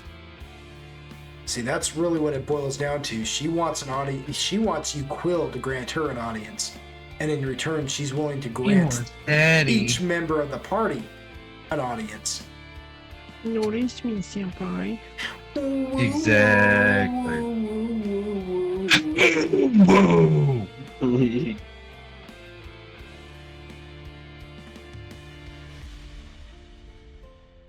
So, I guess the question I have now is, does Yuquil grant her an audience? Yuquil woo or not? Yes, I know. Does Yuquil woo woo? Woo woo quill. Woo woo. Woo woo quill. Sure, why not? She shall have her audience. And he whips out his dangling. Nice. One of the big guys just reaches over and smashes you into the ground. So, pancakes you flat. No, I'm just kidding. He's gonna need a bigger stick. No, just pancake me. You are the ones who are ball lickers. So Exactly. when you agree to that, she motions for you to step forward. And requests that you hold out your hand to her.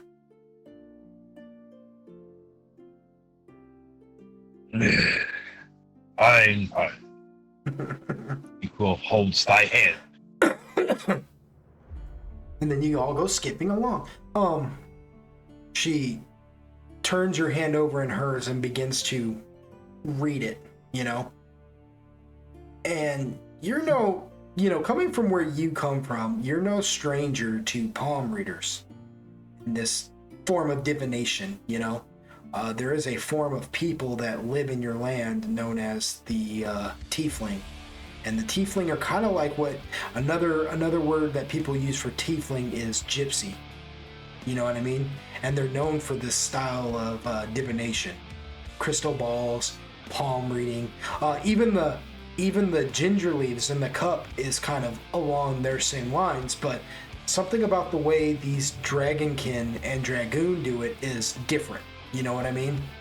For one, it's not as theatrical, and two, you realize that she's not actually reading the lines in your palm. You know what I mean? As much as she's just kind of... It almost looks like she's making a spiral, like an invisible spiral in your hand. And at times she'll touch certain sections of the spiral as if she's making notation, or waypoints or something, but it's a very calculated sequence that she's doing.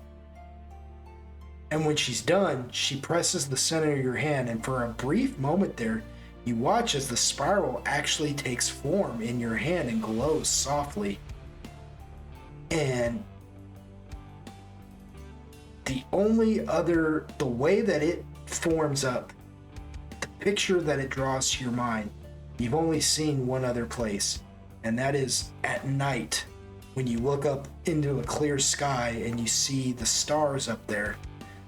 There has been a time or two where the night has been so clear. The sky has been so clear, and the image is so vivid. And just every once in a while, you can actually see what looks like a white spiral with what must be thousands upon thousands of stars caught within that spiral, just going in deeper, melding into the sky itself. You know what I mean? Almost as if the spiral is swallowing these stars, you know? And it draws to mind the same sort of imagery. And she says, "You are the one we've been waiting for."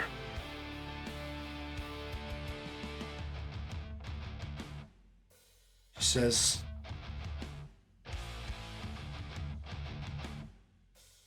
"We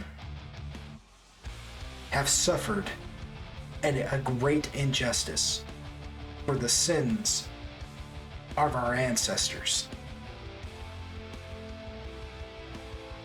We did not choose.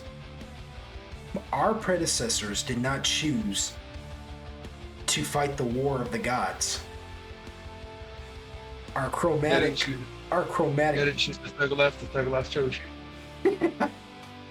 She says, our chromatic brothers did. And as such, they were punished accordingly. But if not for their mother, Tiamat, we would have never felt the sting of this war. But out of envy and just plain horridness, it was a treachery unheard of. Tiamat attacked her sister Takhisis' children. If not for the mercy of the One, our kind would not exist. We Dragoon would be sentenced to the same kind of punishment that the Dragonborn are. We are aware of the Dragonborn. We are aware of Tiamat. We are aware of her children. And I see the One's imprint on you. I see Fenrir's spirit within you. He dances there. I can smell him even.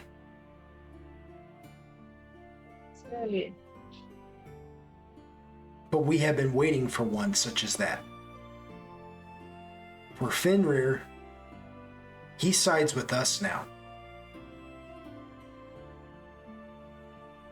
If Tiamat had not drove us to the ground the way that she did, and cast our mother Takhisis to the stars, we would not be suffering these injustices, and we'd go back to where we came from.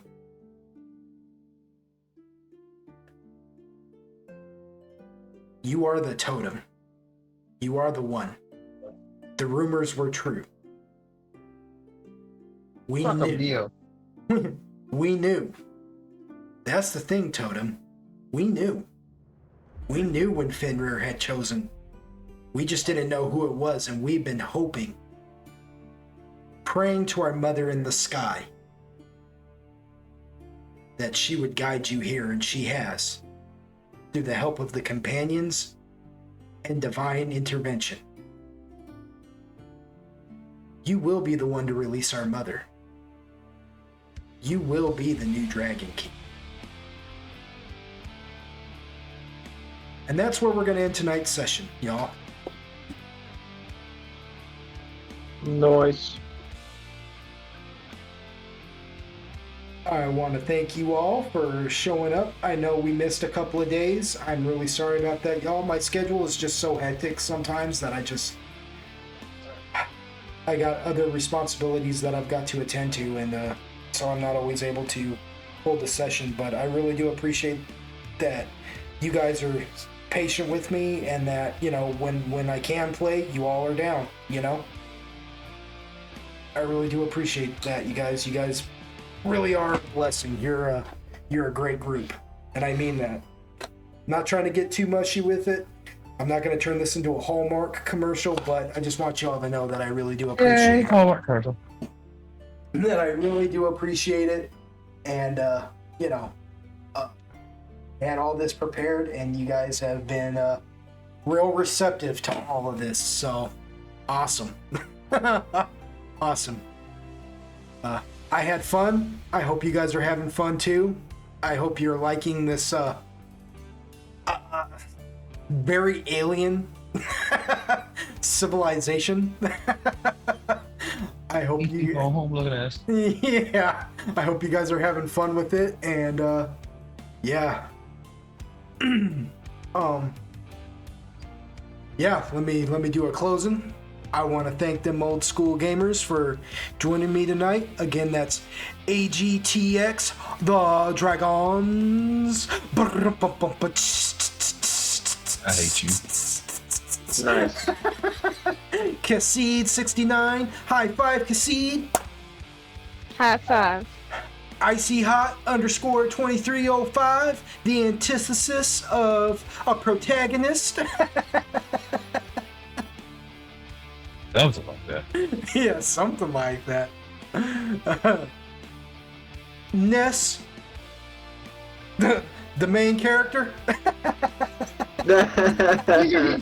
Yeah. Please don't feed into his ego. The chosen one. Unit 620, the feral little girl who don't let her catch you slipping. Don't let her catch you slipping. There's a reason why she's not intimidated by these two giant dragonkin. Don't let her catch you slipping. Unit 620, the feral child with the wild styles. Oh, shoot. Anyways. Sure. Yeah, I don't know. I felt good about it. And I am Lord Pog. I am your humble DM. My guests here tonight, the viewers and watchers and listeners, and just, you know, my humbled guests. I hope that my labors please you, to steal from Jerry Holcomb's a little bit, if I may.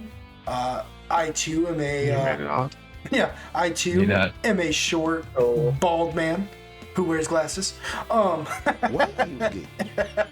Knock it off. Why are you running? But no, seriously. I am your humble DM, and I am blessed by my guests' presence.